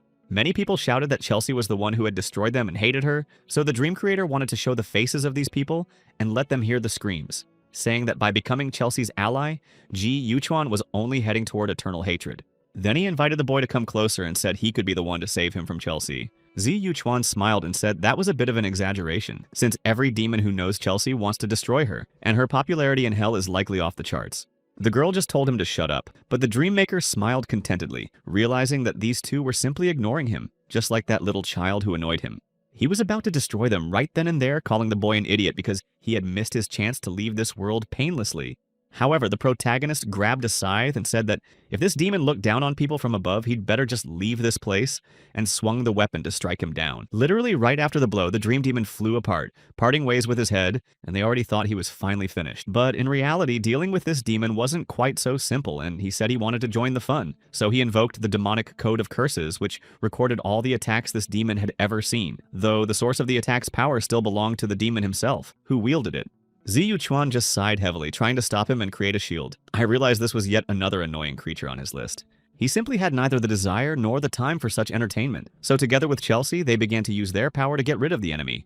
The Dreamweaver said there was nothing surprising about this, since, as a follower of Chelsea, only someone like that could and would be capable of such a thing. Using his power, he took the demonic codex and unleashed fire, causing an explosion that sent the protagonist crashing onto his back. His opponent was already ready to destroy him right then and there, lunging at him with a sword, because he wanted to finish the boy off immediately so as not to linger here any longer. But suddenly, Yue, who was already very annoyed, stood before him, saying that he had no right to harm her loved ones, and that she wasn't going to let Ji Yuchuan get away with it. Shortly after, Lu Yao and Ba Yin arrived, saying they would handle the matter and that the others were free to leave. The Dreamweaver merely laughed, seeing that they were all trying to corner him, while Xiana had already aimed her bow at him to shoot the monster. Seagrism also threw a smoke bomb at Xiana without saying a word, implying that the newcomer now had a chance at life, since he had arrived here as her savior and wanted to receive Ji Yuchuan's boundless gratitude. But very soon, neither Sigrism nor anyone else standing there could move at all because the demon had cast yet another spell. Luya realized that this guy was too powerful, and she simply had to get her entire team out of there so that no one else would get hurt. Meanwhile, the Dreamweaver said that time was almost up, and besides, today was a rare full moon, and then he looked up at the sky. He said goodbye to them while they were still unable to move and told them they would see each other again very soon. After the demon disappeared, everyone was able to move again, but Lu Yao wasn't feeling well. Ba Yin began to worry about her, though the girl replied that she had simply been about to use her spatial abilities to evacuate everyone, but the moment they froze had been absolutely terrifying. At that moment, Ji Yuchuan realized that this demon didn't want to destroy them, and since they'd been fighting, the guy hadn't shown even a hint of wanting to destroy them, so for him, that wasn't a good sign. Guzer meanwhile stood nearby and was a little frightened, saying that Chelsea was behaving rather strangely. The girl was literally maniacally obsessed with the idea that they had to destroy this demon at any cost, and find him wherever he was. Ziyu Chuan realized that most likely the demon had done something to Chelsea, which was why she was acting this way, and Lu Yao asked where his contract agreement was, since that would help calm her down. But the guy had no idea what this contract agreement meant, since they had never discussed it at all. Meanwhile, Seagrism followed Chelsea and realized that the guy definitely wanted to attack her, and certainly didn't have time for anything else. Ba Yin said it would be problematic to work with someone who didn't know what a contract agreement was. Moreover, stopping Chelsea without it was practically impossible. The girl, meanwhile, was still furious and insisted that they had to destroy that demon no matter what, and she was extremely aggressive. Seagrism was already ready to pounce on her, thinking she was some kind of crazy woman, and began saying that she didn't even know what she'd have to pay if she wrecked even more of the place.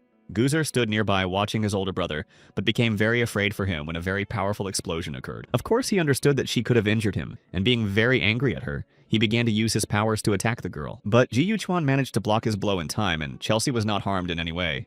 Guzera and Xiana were surprised that he was still going to defend Chelsea after she had gone mad and was behaving so horribly. The boy simply replied that what was happening with his demons gave no one else the right to judge her or him. The young man tried with all his might to keep her from seeing anything, but she attacked him, so he had to defend himself. Chelsea was truly very angry and told him that he had no right to tell her what to do or how to behave. The girl got so angry that she pushed him away, and the boy fell to the ground, realizing he could no longer suppress her mental power. Of course, he understood how her power had grown so much in such a short time. Xiana walked over to him saying that his demon had gotten out of control and that he alone certainly couldn't control her, but Ji Yuchuan ordered them all to get out of there because it was dangerous. After all, they were bound to Chelsea by the power of cosmic laws, and in the worst-case scenario, he could simply be exhausted and do the same to her, so she simply couldn't fight back. And in the end, it was his demon, so he was determined to make sure she woke up. Ji Yuchuan tried absolutely everything to make that happen, but she began to say that anyone who stood in her way would be destroyed immediately. After that, another powerful explosion occurred, and she lifted the car into the air, so the others realized it was too dangerous to stay there, and needed to get Seagrism out of there and flee as quickly as possible before it was too late. Lu Yao stepped closer, saying she would transport them all. Besides, everyone had reached their limit, and if they kept going like this, they would definitely pass out. However, the question of what power Ji Yuchuan had obtained still weighed heavily on their minds. The young man was still making an effort, trying to get them to wake up and stop attacking them all so fiercely. Her memory still haunted her, and this was back when she wasn't very old yet. When they were hunting her, she had to just run away, not understanding what was happening. The girl had no idea what was going on, but she was terrified. It became especially frightening when she realized she couldn't escape from there. Suddenly, when she fell, she realized that her head and body had reconnected, but she was so weak that she couldn't even get up to keep running or defend herself. Gathering all her strength, Chelsea managed to get up, realizing that at least she was alive and still had a chance to go back. However, the creature still stood in her way, and having filled a glass with red wine, it tried to bring her back to life, for her next resurrection was supposed to grant them more and more power. Chelsea lay bound and no one was going to release her from these chains. The girl realized that the cycle began again and again, and she kept falling into the same trap. Meanwhile, the Dreammaker approached her with the Codex of Demons, asking if she had been chosen as the sacrifice. He said that her existence was to provide them with an endless supply of blood, and that this time, the blood had to be even better than all the previous times. The girl felt agony that lasted without end, for she was constantly being destroyed and resurrected for their own benefit. Just as one of the demons was about to destroy her again, Ji Yu Chuan appeared before her body and shielded her with his barrier. The boy breathed a sigh of relief, realizing how lucky he was that he hadn't been too late and had noticed how bad Chelsea's condition was. The Dreamweaver, meanwhile, looked into the Demon Codex, realizing that Chelsea's fate had been rewritten, and he even felt sad about it. But in any case, he realized that next time she wouldn't be so lucky, since it was just a coincidence that someone had been able to save her. He thought that in order to summon a demon of such a high rank, he would have to gather an incredible number of souls. Millions of them. But still, he managed to summon a 6th rank demon named Mordak. Chelsea was lying on the ground and finally opened her eyes. Not recognizing the protagonist, she asked him who he was and if he was also planning to harm her. Zi Yu Chuan immediately replied that he didn't want to harm her, after all they were allies, and that he had come here to save her. The young man began explaining that she needed to wake up right away because things would get much worse if she didn't come to her senses. The situation would become much worse if that happened, and the protagonist would have to continue fighting the demon that was trying to harm Chelsea right then and there. He asked if she could hear him and said she needed to wake up immediately, while there was still time to get out of this place. The girl was finally able to wake up, and using his ability, the protagonist managed to pull her out of the state she was stuck in. Chelsea said that it didn't matter at all whether they were allies or not, because she just wanted to end everything that was happening right now. Suddenly, another demon appeared. "I told you that their queen must be reborn endlessly to give them the chance to live on," he said. He also said that anyone who interfered with the ritual would receive the harshest punishment they could possibly devise. But despite this, the protagonist managed to protect her, saying that some time had passed since he had been seriously wounded, and he meant every word. He said that Chelsea had to thank him this time because he had truly saved her life at the cost of his own. Chelsea couldn't hold back her tears as she asked why he had decided to save her, since she was supposed to die as always, and everyone around her should have been happy that this had happened to her again. The girl believed that she herself was the source of all evil, and should be punished for the fact that all these misfortunes were happening precisely because of her.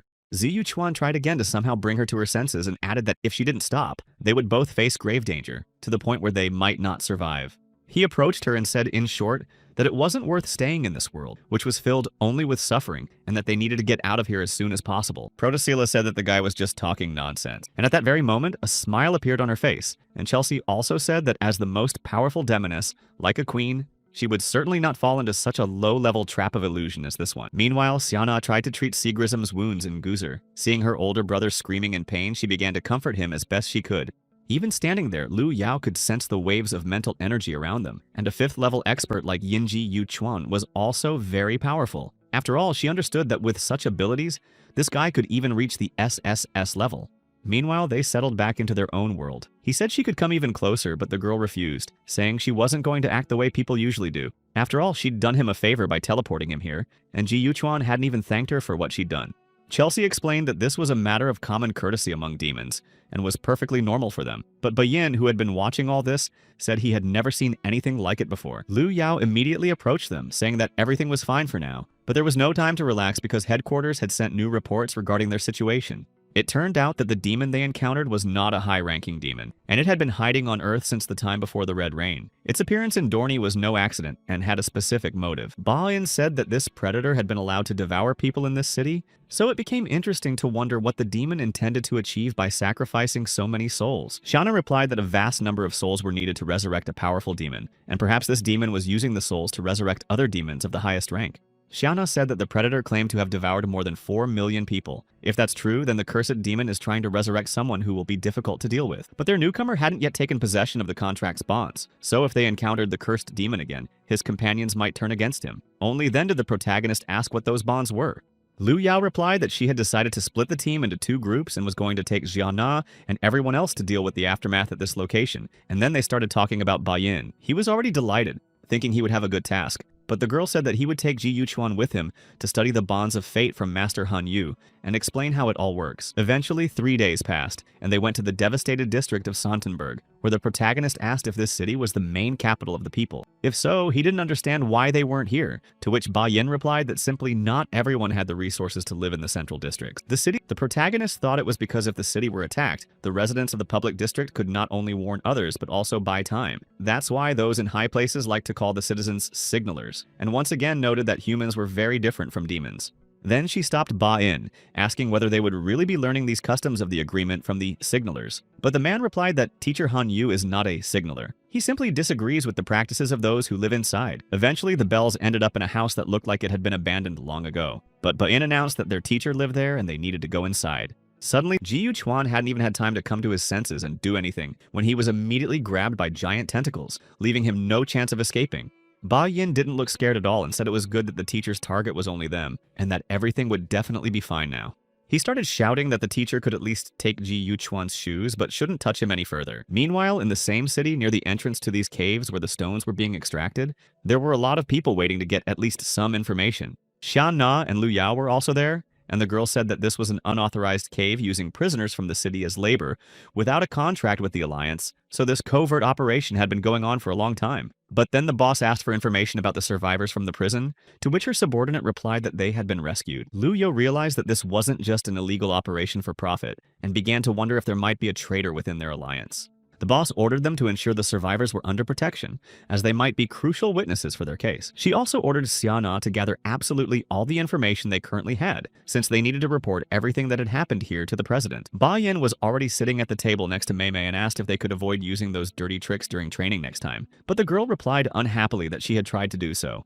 Mei Mei added that besides, Grandpa had said that in battle, one must target the opponent's weak spots, which is exactly what she had done, though Ba Yin hadn't expected to hear anything like that from her. Suddenly, something exploded, and the teacher started getting angry that he was talking about him like that. But Ba Yin added that the teacher shouldn't get distracted from training, since Ji Yuchuan himself and his demon were no easy opponents. Han Yu realized that Ba Yin was actually getting stronger every day, and eventually he might even become stronger than his teacher. He also thought that, as he'd heard, Ji Yuchuan had an S-rank mental level, and he simply hoped that this guy and his demon could hold out a little longer, since that would make this boring life at least a little more interesting. A special space where it was impossible to use abilities felt like a crime, but they were shoved right into it just as they were trying to find a way out. Then he turned to Chelsea again, seeing that the box had reappeared in the same spot, and it said, "Open it right now." The girl was annoyed, saying that she was really fed up with it, but the main character suggested they just take it one step at a time without turning back. Chelsea walked on and saw another box. She asked if it was one of those surprise boxes mentioned on the sign by the entrance. To her, it looked completely ordinary, so she decided to open it, despite the fact that Ji Yuchuan ran over to stop her. She thought he was just being scared, and he replied that there might actually be a trap inside. The girl said that even if that were the case, if he was always so cautious, they would never get out of there at all. But when she opened the box, there was almost nothing inside, and it just exploded, which made the girl angry because she hadn't seen anything. However, after that, something jumped out and started laughing. Some clowns jumped out of there who called themselves the spirits of the boxes and greeted them, basically saying that there were 20 boxes hidden in the maze, 15 of which had debuffs. The first one to collect 10 cards with debuffs would be able to stay here forever with them, and if they found the single key hidden in all the boxes, they would be able to get through the maze and leave them behind, which made these two spirits incredibly upset. One of them was very happy that they would be able to stay with them, and started begging them to stay, while the other started yelling at them to get out of there immediately. Chelsea asked what he thought they should do in that case, and he suggested opening absolutely all the boxes. She asked if he wanted to weaken the queen that way, but the boy replied that they simply didn't know what other dangers awaited them in these places. And since she had already taken a hit, he needed to at least protect one of them and keep their full combat strength within safe limits. Finding the key would be the best option. If that didn't work, the next step would be to open all the remaining boxes to minimize the risks. He added that if their roles were reversed, he would make the same choice. It turned out she had simply chained them together. They say that no matter what happens, he must ensure her safety in any case. When something went wrong, it started to dawn on him that he was simply a terrible person if he dared to behave this way toward her right now. Every box here had a debuff, and this person wasn't going to let them leave this place. And the protagonist figured that Chelsea had already opened 9 boxes, so he couldn't let her open the next one. That's exactly why the guy stepped closer and opened the next box, seeing a dagger inside, and after that he fell silent. She asked why he was silent and wasn't saying anything, also asking what he had found. As expected, he just wanted to play with her, and then Chelsea said they should keep moving forward. Maybe there was another box ahead, and ordered him to keep going so they could finally find that key and get out of this horrible place. After a while, Ji Yuchuan stopped when they reached another dead end with a box, and Chelsea asked why he was standing there. Ji Yuchuan stepped closer and saw a note there along with a key attached to it, which meant they would be able to get out of this place. Finally, he said he'd found the key, and Chelsea moved closer, saying they needed to leave this dreadful place as soon as possible because she was sick of being here. Suddenly, the same spirits appeared and began congratulating them on having made it through the maze, but that wasn't the end of it. They explained that to escape for good, they'd have to play truth or dare, and only then might they be able to get out. Han Yu watched everything that was happening there and thought that things were only getting more interesting, so he continued to watch what was going on. One of the spirits said they would draw cards, and as long as they answered the questions honestly, he would remove the debuffs. He also began to talk about what would happen if they lied to him, saying that something terrible would occur. She said that unfortunately she had nothing to hide, so she told them to ask their questions quickly and finally restore her sight. Eventually, he asked if she wanted to take over Ji Yuchuan's body, and the girl said that she had wanted to before, but now he was a part of her, so naturally she would protect him no matter what. The spirit said that this was very sincere and sentimental, but Chelsea ordered him to shut up and quickly remove the debuff from her since she had answered truthfully. He told her not to be so impatient since her partner still hadn't answered the question, and Ji Yuchun finally said they should end this game. Then the guy reached for the cards, and there was a question asking if, after entering the maze, he had lied to his partner. Ji Yuchuan replied that, according to the principle of communication, he really hadn't lied. She didn't understand what this principle of communication was at all. She started thinking that it was some kind of human law she didn't know about. Ji Yuchuan decided to give an example and said that if he had 7 candies in his bag and Chelsea asked how many he had, it would be rude to tell her he only had 1 or 2. And that's what they call the principle of communication. Keeping some things to yourself isn't quite the same as lying about them to someone. And although the spirit didn't quite understand what the guy was talking about, she realized it wasn't worth arguing. But then he said that in the end they judge each other themselves, so he wasn't going to interfere in these matters. Just as promised, Chelsea's sight returned, and the spirit said that her partner had been up to something for nearly a few years, and his little secrets were the items he'd hidden from her while she was blinded, so he asked if Chelsea would forgive him. The contracts didn't work as written on that card, and there was also something mentioned about a raincoat in Ji Yuchuan. He thought about how he hadn't wanted to tell her because of her stubborn nature. He stepped closer, saying that while Chelsea couldn't see and was weakened, it would have been worse if she'd found out the contract wasn't working. But the girl said there was no need to say more since their top priority was simply to get out of there as quickly as possible. She approached the spirit, saying that the queen had decided this guy wasn't lying, so she declared that they needed to finish this level right now, and the spirit agreed. He added that Vitaly had successfully completed this level, and now they could move on to find a way out. After that, a door appeared before them. There were 3 of them. So the spirit said that there was only one real door to life, and which one was truly real depended solely on how they used their wisdom. The protagonist realized that these doors looked exactly the same from the outside, and that perhaps the real danger was hidden behind one of them. While Chelsea, after trying to sense something magically, replied that she felt absolutely nothing. The girl suggested that everyone choose one door and the best one would win, even though the protagonist tried to stop her. Ji Yuchuan was actually impressed that it was possible to defeat someone without using any force, and they had already fallen into a trap on the first level, so the designer had planned to hide things to avoid trouble, and that was exactly what became a minefield for Chelsea. He told her that they really didn't understand each other very well, especially as partners, so they should work on that. But in the end, the girl had already entered a door where she was met by spirits, who said that the only being you can trust is yourself. A lie, meaning he didn't trust Chelsea. But on the other hand, Chelsea really did trust him. So no one can understand this girl. No one knows who she really is, and he began to call her simply a terrible demon when other demons had exploited her. She completely ignored them, telling them they'd said enough and not to bother her, because she just wanted to end it all and get out of there. But eventually, a monster attacked her, and the girl turned around to attack it and defend herself. The designer of this trial really knows how to piss her off, and the girl understood that perfectly well. It was as if she was being told those same words again, that she shouldn't be so impatient, and perhaps her partner was thinking exactly the same thing right now. Meanwhile, Lu Yao went to the president and reported that resolving the crisis in Dorney was thanks to a newcomer from the demonic team named Ji Yuchuan, so he hoped to officially accept him into Heaven's Wrath. The director said that this guy had done quite a bit outside the scope of the Expert Control Center, so Liu Bintian didn't know if they could trust him on this matter. The girl said that their interests aligned at the moment, and he wasn't stupid enough to break a mutually beneficial partnership for some small gain. If they used him correctly, this guy could become their best weapon. Liu Bintian asked if that would really work, and then inquired about the demon that had gone out of control in that city. Lu Yao reported that she had arranged for him to train with Han Yu, so that such incidents wouldn't happen again in the future. To get through this stage, he would have to defeat the Chelsea replicants before his strength finally abandoned him. But all the boy had were the items he'd retrieved from the labyrinth, so he realized that everything had actually been rigged for this situation. Ji Yuchuan grabbed the dagger, realizing that the time had come to rely solely on this cloak of mist and the cursed dagger, a single strike of which could be fatal. But suddenly, a copy of Chelsea appeared and instantly struck him, piercing him with her chain. Despite the fact that the wound was quite severe and the boy was already quite exhausted, he still didn't give up and instantly found himself behind Chelsea. When it was all over, the real Chelsea suddenly approached him, saying she hadn't even thought the boy would manage to defeat her copies, and they were already preparing to pick him up off the floor and carry him home. Then she added that despite her wounds, they needed to move on, and she didn't want to talk so much or waste time on all this. But suddenly another fight broke out, and it would take an eternity to find a weak spot, since Ji Yuchuan was too cautious. Suddenly another earthquake began, and they, along with Chelsea, were terrified, realizing that the building was simply collapsing before their eyes. But when Han Yu appeared there, the building stopped collapsing, and the teacher congratulated them on successfully navigating the labyrinth of the soul. Suddenly, the very same soul demon appeared behind him. They could now proceed to the next stage of testing and training. The teacher explained that they had to survive for 10 minutes.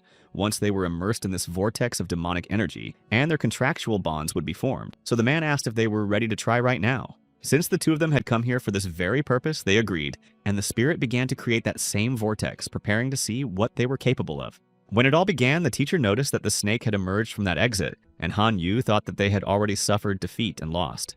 But at that moment, the protagonist managed to decide to join forces in order to have more strength. If these two were brought together with all their hidden motives, they could never truly trust each other completely. The teacher could also clearly sense the incredibly intense mental energy emanating from the two of them. He found it. Immediately after that, the protagonist lunged at the teacher with blows, and a battle ensued. Han Yu began fighting him, striking him hard in the stomach and saying that it was very rude to sneak up on an old man like that. He began to use the power of the 12 forms, a martial art he had created himself, which combined the 5 elements and the 8 trigrams with raw mental energy. Meanwhile, Ba Yin and Mei Mei went to the store to buy groceries, and he asked why she shouldn't make a prediction for Ji Yuchuan and what would happen there, and of course, the girl agreed. In a matter of seconds, she had the prediction and said that while swimming in a calm blue spring, the fish doesn't notice the net closing in from all sides. Ba Yin simply replied that the prediction was terrible and that she should probably step in to teach him a good lesson. But the girl replied that perhaps the master had been away for so long because this newcomer was tougher than they all thought. In any case, the Maze of Souls was just an appetizer, and facing the master's full strength actually shatters bones, for this martial art is truly terrifying. They did indeed continue to fight on equal terms, but the master said that Chelsea and Ji Yuchuan's impatience would cost them dearly right now. Of course, they were doing pretty well, but he was still just a novice, and even though the boy managed to land a blow, the master still managed to emerge victorious from this battle. After a while, he turned back and saw the boy just lying on the ground, and realized that he would most likely have to teach them next time. Of course, this was a new experience, but they didn't trust him or each other at all. Yet, they were bound as a demon and a contractor, so that trust was incredibly important. Meanwhile, the Dreamweaver arrived before the king, who said that Mordak's power had not fully receded after all, since the sacrifice had been insufficient. And the Dreamweaver replied that his ward was indeed to blame for this, so he asked for punishment for himself. The demon said that the Dreamweaver had served him for millennia and could not treat the fulfillment of his duties this way. He also said that the Dreamweaver had seen Chelsea and began asking what had become of the girl. So the Dreamweaver explained that she had entered into a contract with a weak human, and her powers were only a tenth of what they had been before. In the end, the demon said he forgave him for the failure in Dorna, but told him not to disappoint him this time, and the Dreamweaver thanked his master for forgiving him. The king also told him to arrange a meeting with Mordak right away, since it was time to move on to the next part of their plan. He simply couldn't wait to see the look on his face when they finally met again, after such a long separation. Ba Yin, meanwhile, said he'd forgotten to tell Ji Yuchuan that he'd be cursed with a debuff after visiting the teacher's spiritual realm, so he needed to be careful in the real world as well. The protagonist was furious because after 3 whole days, he was only telling him this now, so the guy didn't even know if it was done on purpose or by accident. Just 3 days ago, as he had suspected, the underground demon research lab was protected by a high security zone, and he would need a new plan to uncover the connection between the Wrath of the Heavens and the Blaze organization. Suddenly, as they entered another store, Chelsea turned to him, saying that Guzer was pathetic and had never had a chance of defeating her from the very beginning. As she moved closer, she accidentally splattered the boy with ice cream. The girl was very disappointed because her ice cream was now on her clothes, and she wouldn't be able to eat it. After that, 2 more scoops of ice cream fell on him, landing right on his head, and Chelsea turned away and laughed, not even realizing how she could have done such a thing, but added that she would clean it up herself. The girl began to cast a water spell, but ice came out instead, and Ji Yuchuan simply didn't know if she was doing it on purpose, or if it was just an accident. He looked at her, asking if she could melt that piece of ice just for him, but Ji Yuchuan just told her to finally back off so she wouldn't make things worse. When they finally returned to the building, he realized he was incredibly cold and hoped that at least a hot bath might help somehow. He had simply gone into the bathhouse to relax just a little, but hadn't paid attention to where the women's and men's saunas were located. Meanwhile, Lu Yao and Xiana were already there to relax. and Xia Na asked Lu Yao why they had come to the bathhouse so late. Lu Yao replied that there had been a lot on her plate lately, and she just needed to unwind. Besides, it had been crowded earlier, and Xia Na would likely have felt out of place. Lu Yao thought the hot springs here were special, and they decided they should bring Ba Ying here tomorrow so he could relax too, since everyone needs a break when they work so hard. The girl also wondered if Ji Yuchuan, Chelsea, would pass the teacher's test and how it would all turn out. Lu Yao thought she was worried about Ji Yuchuan, but Xiana started making excuses, saying she was just worried that he wouldn't be able to help them and would somehow slow down their mission. Suddenly, they heard a strange sound, and Xiana immediately began to worry that it was one of those creatures she had read about that could hide in the water. Lu Yao stood up and said there was no need to worry since it was most likely just someone's towel or something like that, though they were both anxious, not knowing what was there. Only when they suddenly saw Ji Yuchuan emerge from there did they scream, not understanding what was happening, though the protagonist himself didn't even know what to say and felt awkward. He knew any explanation would sound lame, but he asked if they wanted to hear at least some kind of excuse. After that, it took him a full 2 days to sort through all those documents of divine wrath, and it turned out to be much more complicated than the expert control center. But Lu Yao didn't care at all how long it would take or how difficult it was for him. She had simply ordered him to complete the task. And while the guy was sorting through these documents, he couldn't even imagine that he'd come across something interesting. After all, there was some lab equipment they'd bought in Troya, and the dean was hiding in the church without a trace. So the guy thought that Troya and Blaze were indeed somehow connected. But he had other problems too, since his training with Hein Yu never stopped, and they kept training on. Despite the fact that the professor himself was very strong, he began to notice that Ji Yuchuan had the ability to copy his Step of Emptiness technique. The young man finally stopped and said that the Dreamweaver never forgets an expert's energy mistake, and he had been waiting for him from the moment he entered the city. Finally, the professor stopped, saying that the boy wasn't very cunning, though he didn't even resemble his parents, but Ji Yuchuan was surprised, not understanding how this man could know his parents. Han Yu simply replied that he would explain this only once the professor had secured the contract, but for now he needed to summon his demon, because someone was waiting for them in the training hall. Before long, they arrived at the training hall where Bella and Sigrism were waiting for them to finally begin the duel the young man had mentioned earlier. A short while later, the protagonist arrived at the hall, and Sigrism, without even waiting, began attacking him the moment the boy least expected it. Sigrism started laughing, saying that the boy was incapable of anything. Ji Yuchuan realized that even if he was wounded, even if it was a vital spot, the wounds healed instantly, so it became clear that this was the very power of the immortal demon. Chelsea told him that the guy they were about to fight was much stronger than he thought, so she told him to hand over control to her, but Ji Yuchuan replied that he would handle it himself. Sigrism thought he was going to keep his distance and play it safe, but she just kept saying that their opponent shouldn't be underestimated. The first one started saying that, as a mental master, Ji Yuchuan must be sick of constantly thinking that others are idiots incapable of anything. Sigrism added that he had nowhere left to run, so it would be better for this guy to just start begging for help and mercy. Vachila began to say that something was definitely wrong with that guy, since he was ready to simply destroy them. And Ji Yuchuan realized that now the Dreammaker could peer into his memories as well. Sigrism continued to scream, saying he would destroy him right now. He was simply out of control, thinking that a true warrior never retreats, and these memories were also tied to his childhood.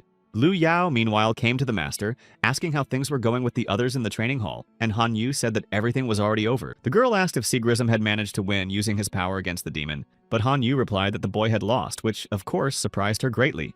Bella was worried about Sigrism, asking what had happened to him, and if he was badly hurt. Moreover, she tried to stop the boy, saying that it was just training. Lu Yao and the master walked ahead, and the girl said that if this continued, his mind would break. However, the teacher replied that unless he faced the shadows of his past, he would never become stronger. Besides, Ji Yuchuan's talent and abilities hadn't fully manifested yet, so they wanted to watch a little longer. After all, finding someone like him was like finding a treasure.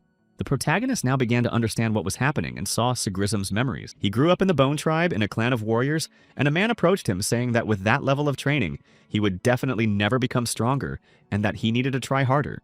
Then he approached the boy, saying that his aunt had prepared something delicious and they wouldn't be able to eat that evening, so he invited him to come over for dinner. They were blessed warriors from the moment of their birth, and according to the rules, the end of life is no different from the time you are alive. Family was the most important thing to them and stood above everything else. They were loyal to one another until the moment they left this world, and these principles have sustained the tribe for many generations. But disaster struck them all the same, and it happened very quickly, for monsters arrived and began destroying everything there. At that moment, every member of the tribe attacked the creature to protect their loved ones. Although there were many of them, they were weaker than this monster, so eventually it destroyed absolutely everyone in Sigrism, leaving him alone amidst a pile of bodies. The boy began to run, realizing he had to escape. He didn't want to die at the hands of the demon, so he rushed away as fast as he could. But then he saw his brother, who had started running toward the monster, intending to destroy it with a simple dagger, for he wanted to avenge what this creature had done to their mother. However, of course, he was no match for this demon, and the creature grabbing the boy began to say that the same thing was happening over and over again. Seagrism kept remembering everything that had happened back then, and shouted that he would destroy whoever had harmed him. Meanwhile, Bella was told in short that his contract wasn't going through, and that when Seagrism lost control, she had to do at least something to stop it, but it turned out that wasn't the case. Bella began to say that it was the contractor Chelsea who had corrupted Seagrism's memories, and that it was his fault. Therefore, Chelsea and Ji Yuchuan couldn't even create the necessary contract, so she didn't consider them worthy of judging anyone else. Seagrism was completely out of his mind and continued to try to do everything he could to destroy his rival. Guilt and anger were evident in him. Then when Bella met him, she asked if he wanted to sign a contract with her. She asked how long he had been wandering these lands and assured him that a contract was exactly what he needed. Lu Yao saw the last survivor of the Bone Tribe and also offered him to join them. The girl also brought along another young boy, saying that he had been rescued during the operation and that his former captors had taken his eyes, so Guzera needed someone to watch over them for a while. Seagrism gladly agreed and, after stating his name, said he would protect Guzera from that moment on, and thus he knew he had to become stronger. He wanted to be more powerful so that no one could ever take away what was truly important to him again. He began to gradually transform into a demon, calling out his name, and said that even if he had to become a different creature, he would still fight. Seagrism said that he would never back down from what he needed, and then began to laugh, saying it was time to finish this. Ji Yuchuan didn't back down either, and together with Chelsea, they fought. So the protagonist said that now was their time to win and stop him. Immediately after that, they bound Seagrism with chains. Stronger demons can subjugate weaker ones, preventing them from moving, and they can also temporarily use part of their subordinate's power. After a while, Lu Yao entered with the teacher, and they stopped both of them, declaring that the battle was over and that Ji Yuchuan would be the victor. She began to say that there were still no signs that their contract had ended, and all the queen's efforts had been in vain. Bella started saying that Ji Yuchuan had no moves left, and then began shouting that the training was over, very worried about Seagrism. The boy himself said that his opinion of Ji Yuchuan hadn't changed, and that he was still the person he hated. And now that he had lost, he was even more disappointed, but ultimately, his goal hadn't been Ji Yuchuan himself. He had fled his tribe out of fear, but now he felt absolutely nothing except regret, and considered it a sin he would carry with him until the end of his days. But since they had taken his loved ones from him, he wanted to make him pay for what had happened back then. At the same time, Ji Yuchuan's words greatly surprised the boys, for he simply held out his hand to him, saying that Seagrism must defeat the one who took him and prove to himself that he is not weak, for the spirit of the Bone Tribe still flows in his blood. Meanwhile, a new report was submitted to headquarters stating that they had seen a predator as well as a demon, and one of the workers was requesting reinforcements, having almost run out of strength. Mordak stood before him, asking if this boy was the leader, and continued to torment him, showing no intention of letting him go. The demon said, "I want to look at him," and added that this might be a blessing for the guy, since his face would be the last thing this man would ever see. Mordak was now thinking about Chelsea, as he wanted to settle the score with her and prove that she wasn't the strongest of all the demons. Ji Yuchuan, along with her students, was lying in bed at the time, though she had returned to her previous form right in her sleep, since she had previously been in a serpentine form. Meanwhile, when the boy got up, he saw the shadows and grabbed them using his power, and after that, screams were heard behind the door. Immediately after that, he decided to go out and check what was happening and saw Xiana and Guzera in front of him, who had arranged a surprise for him and showered the boy with confetti. Xiana said that since the mission in Dorney had been successfully completed, her boss had decided to throw a banquet, and Guzera announced that everyone was waiting for Ji Yuchuan and that they should hurry while there were still some treats left. Soon they arrived at the hall where the banquet was taking place, and there was plenty of light, food, and a variety of music. Lu Yao stepped out onto the veranda, taking 2 bottles of beer with her, and realizing she hadn't had such a wonderful drink in a long time, paid absolutely no attention to the fact that someone was looking for her. Ji Yuchuan was sitting at the bar with the others, and Ba Yin asked if he was drunk since he'd already had quite a bit to drink. At that moment, Seagrism realized that he had previously thought Ji Yuchuan was genuine, but now he saw that he was a true warrior and was genuinely grateful that he had pulled him out of those terrible memories. Ji Yuchuan then asked Ba Yin why he wasn't drinking, and the boy replied that he preferred milk to alcohol, so he didn't want to drink. Seagrism simply praised him, but then Ji Yuchuan poured milk into his glass, despite Ba Yin's desperate attempts to stop him. Ji Yuchuan replied that Ba Yin should trust him, that a little milk makes the alcohol much milder, even though Ba Yin had already said earlier that he doesn't drink at all. Meanwhile, Bella noticed that Seagrism was completely drunk and needed help, but Chelsea stopped her, saying that she had no idea how to cook on the grill. Just then, Lu Yao and Xiana arrived, and the boss, who was also completely drunk, said she was a pretty good cook and would handle everything herself, even though she had already been told to stop drinking. In the end, Xiana left the grill to Chelsea, and she did her best to salvage whatever was left and carried everything that remained on a plate. But unexpectedly, as the girl walked by, she saw Ji Yuchuan lying on the ground, and she thought he was dead, but then he replied in a voice that he was fine. Chelsea laughed and said she hadn't expected to see him in such a state after just a few drinks. But when he suddenly, albeit slowly, began to get up, she added that she hoped she hadn't made a mistake by signing a contract with someone as weak as him. She was also curious to see what the full-fledged contract they'd been discussing would look like. The man replied that on the day they found themselves in Han Yu's demonic energy, he heard a demonic voice literally out of nowhere. The protagonist didn't remember what those voices were saying because everything was in chaos, and he was only thinking about how to banish all of it from his mind, since there were too many intrusive thoughts. People began to say that this was his drunken way of apologizing to the queen for that terrible day, but Ji Yuchuan denied it, saying that wasn't the case because he really did have thoughts about it. The first condition for concluding these contracts might indeed exist between them, but he asked what the girl thought about it. In fact, she was very surprised when he directly asked her what she thought about it. But suddenly they were distracted by Xia Na, who looked ahead anxiously, saying that she had been telling her boss the whole time that they didn't need to drink anymore, but the boss hadn't listened to her. Lu Yao was now standing there with a plate of grilled meat and started yelling that they couldn't not eat it, since she had gone to all that trouble for them. Besides, wasting food was a crime in her eyes, so she would just throw them in jail. But soon enough, all the fun came to an end because they were informed that someone had attacked the Heaven's Wrath base, and they urgently needed to do something. The Index Demon, who held the 36th rank, was on the list of cowards. But despite this, the demon still tried to speak, asking a man if he was indeed the captain, and he replied that his name was Mordak, and added that he needed help. Oshia immediately took this to heart, but she was surprised that he knew her name. Nevertheless, she replied that while she could help, she was very timid and not particularly strong. Mordak simply replied that once she entered her true form, people would be even more important than she was, so he wanted to take her with him and prove that she could do more.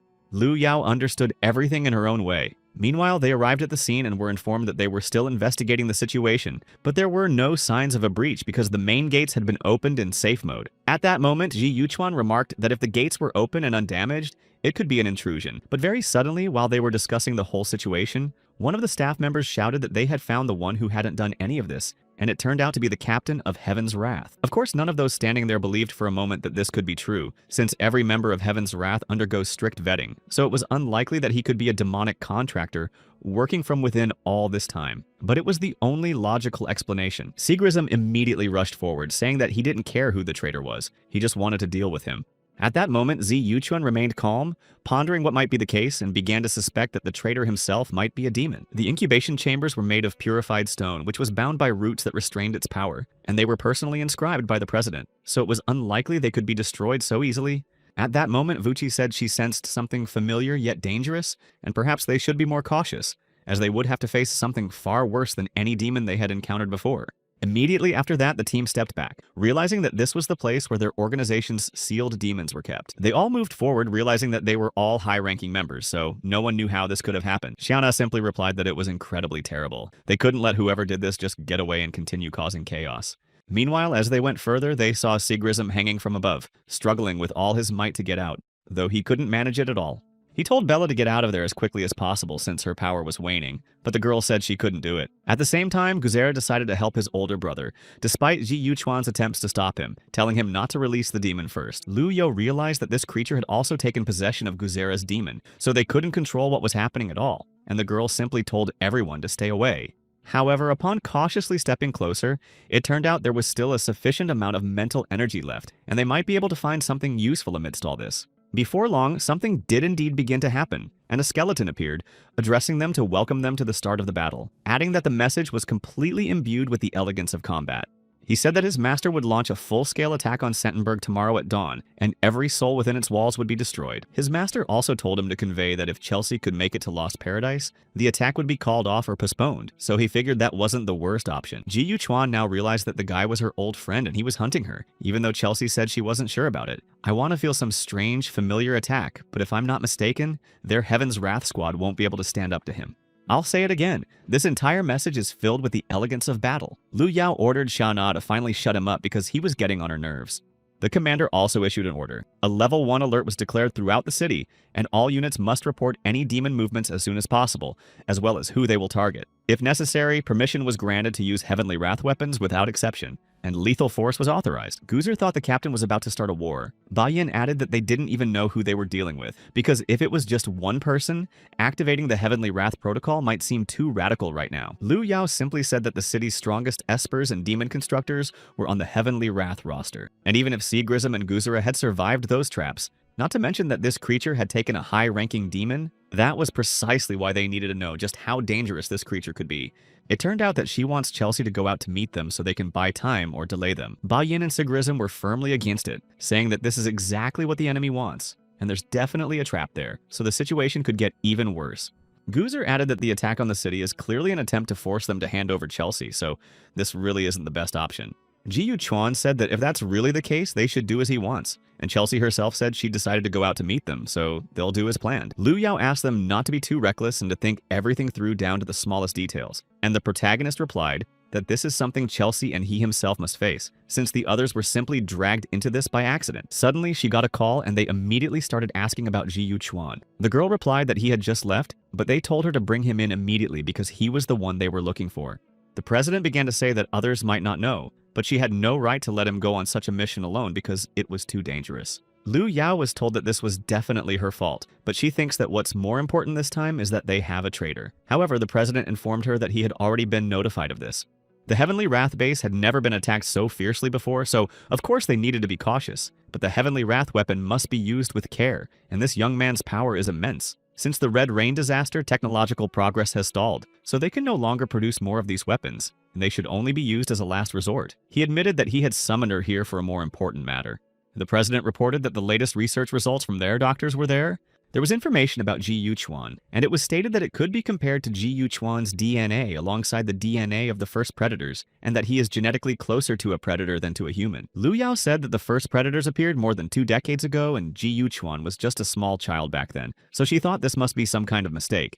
The president said that she could doubt the doctors as much as she wanted, but the research was definitely accurate, so he simply hoped that Ji Yu Chuan would at least be able to bring hope to this world. The girl began to panic even more because in that case, this traitor might be looking for Ji Yu Chuan specifically if he also knew all these research results. The man replied that this was definitely impossible since these studies were kept under their strictest security, but there had always been suspicions regarding the origin of the contract with the demon, which Liu Yao had constantly mentioned. He told her to take it and use it if Chelsea became a threat to Ji Yu Chuan, and then handed her an object. It turned out to be a space-time demonic hammer, and it could be used because it had been modified by the visual core. Now it was imbued with the abilities of many high-level espers, and with its help, the demonic contract could be severed.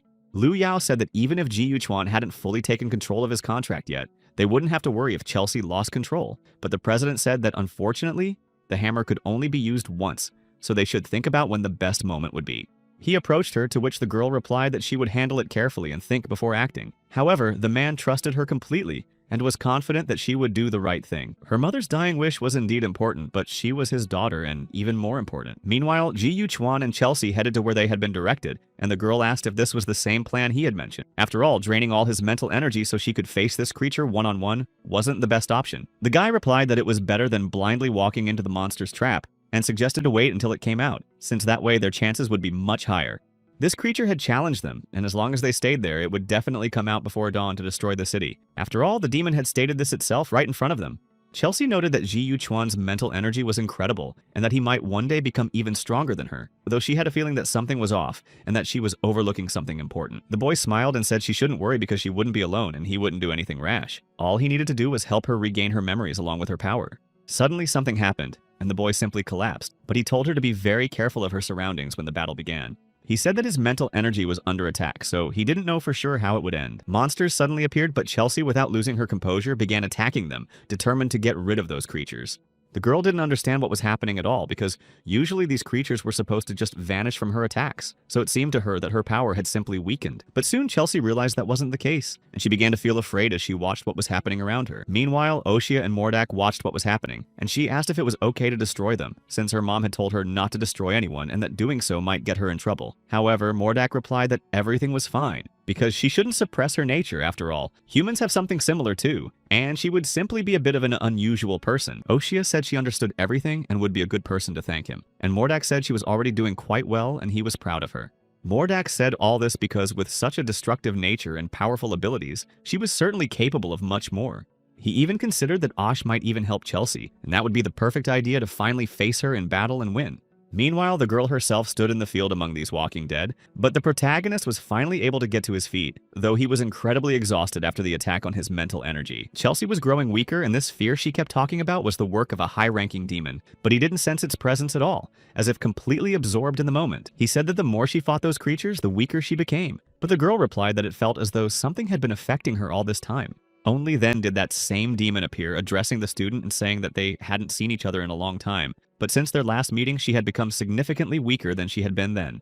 Then he began to lunge at her, saying that she had made a deal with such a pathetic human, and that it seemed just as ridiculous to him as it would to such a powerful former demon queen.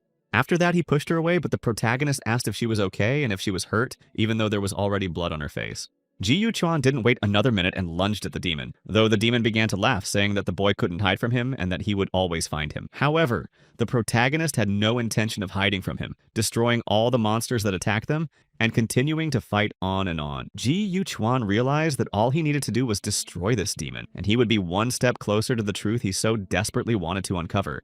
Suddenly, he was attacked again, but the boy quickly created a shield that protected him from the blow. However, he realized that he had slowed down significantly, much to his own surprise. The demon began to laugh, saying that this whole performance was very boring, and he found it strange that this was all Ji Yu-chuan was capable of. Then he began to use the Judge skill, which was one of the abilities of the Path to Victory. It slows down the very fabric of space and time around enemies while leaving the user untouched. He began to say that the other had to come out and look him in the eye, and he also called Chelsea over and said he wanted to really take a good look at her and feel what it would be like to be stronger than her. Mordak could already literally taste victory and was incredibly happy that everything was going according to his plan. He was waiting for the moment when Chelsea would finally fall and hoped she would really enjoy the little surprise he had prepared for her at the end. Meanwhile, the others had also arrived at the scene to find Ji Yu-chuan, but upon arriving there, they were surprised to see what the boy had done with his demon. Guzer asked where the boy was, and his thoughts weren't exactly optimistic, but Sigrism replied that this boy had once defeated him, so Ji Yu-chuan wasn't someone to be taken lightly, and breaking him wouldn't be easy either. Their boss simply said they couldn't linger and needed to split up to finally find at least someone to explain the situation to. Xiaona and Ba Yin, you go with her, and the two brothers should go in from the other side, since their priority is to find Ji Yu-chuan and his demon. Meanwhile, the guys were already inside some kind of cave, and they thought that this lunatic had dragged them into some other dimension. And the guy agreed, saying he didn't sense any other life forms here besides themselves. Suddenly, they saw something emerge from the water, and the demon began to say that he had been watching them for a very long time. And as a result, their strength began to wane more and more, and their reflexes also deteriorated significantly. Immediately after that, the demon emerged from the water holding his skull-shaped weapon, and now the victory demon was in his full form, having appeared in his own dimension. He began attacking them, but the protagonist still managed to protect himself and Chelsea from the blow. He said that this demon was very powerful and Chelsea was too weak, so she needed to step aside and let him deal with this creature on his own. Looking at all this, it was clear that this was definitely Mordak, the demon of victory, and she recognized him by all those markings. Immediately after that, he began attacking them even more fiercely and lunging forward, saying that dodging attacks was too cowardly for the likes of them, and he wanted them to show him their true strength. Mordak began mocking them all, saying that both Chelsea and her precious familiar were simply running away from him like insects and couldn't properly fight back, attack, or defend themselves. He had already grabbed his spear, preparing to finish off Ji Yu-chuan once and for all, directing all his energy straight at him, and after that, a battle began between them. For a while, he was able to hold back the demon's shield and attacks, but Mordak began saying that they certainly wouldn't be able to stop him with just their pitiful strength. The numbers on his weapon were constantly changing, so they thought it was somehow related to the blows the demon could deliver. She began asking him why they kept getting injured, and he replied that he had definitely blocked the last attack, so he didn't know what was going on. Mordak began attacking again, saying that from the very beginning he had told him that this battle must end in Chelsea's defeat, and guaranteed that it would be so. Of course, she was the former queen and number one for all of them, but now she is much weaker, and that is a shame for her. The girl wasn't going to give up anyway, saying that whether she was number one in the past or not, she would defeat him no matter what. Mordak just kept laughing, saying that it might take a long time to break Chelsea, but he would definitely wait it out and do everything to make it happen. The girl turned to Ji Yu-chuan, briefly explaining that something was wrong with this space and their attacks were being reflected back at them, and the guy said he'd noticed it too. This space inverts their attacks, turning them into mirror images, and this demon's weapons are very powerful. The higher the numbers get, the stronger the attacks become, and cover a larger area. They need to stop focusing on this demon and figure out what's happening with the space. Only then will they be able to find a way out of here. But suddenly, when it attacked them again, it managed to hit the protagonist, and he began to fall downward. Chelsea quickly ran up to him, telling him not to even think about passing out, and that she refused to have just a body instead of a familiar, but he could barely speak anymore. Suddenly, right beneath them, another pentagram appeared, created by this demon, but Ji Yu-chuan managed to get back on his feet. Mordak began saying that they could fight as long as they wanted, but one more blow and Ji Yuchuan's heart would stop beating for good. But quite unexpectedly, he began to sense another aura approaching him, and it became clear that the girl had managed to regain her power and was now controlling this space, not Mordak. He was greatly surprised to see this and hadn't expected at all that something like this could happen in literally a single moment. But suddenly, the mask covering Mordak's eyes shattered into pieces. Chelsea held the protagonist in her arms, saying that no one dared to treat the queen so horribly or speak to her in such a tone. Despite the fact that the protagonist was wounded, his blood resonated with immense power, which greatly surprised the demon. After a while, the team moved forward and destroyed the last monsters that were there, but just as Ba-in tried to contact Sigrism and Guzir, he reported that the connection was down, and there was no news from them. At that very moment, something exploded again, and the team immediately set up a barrier, while Xiana prepared to shoot, thinking there was another enemy out there. But instead of an enemy, they saw Sigrism, who was covered in blood and screaming that he had destroyed Guzir, so he had run to them in a panic, not knowing what to do next. The guy simply didn't know what to do with himself and was extremely anxious. He started saying that he had definitely destroyed that battle demon, but then something happened and he didn't understand anything at all.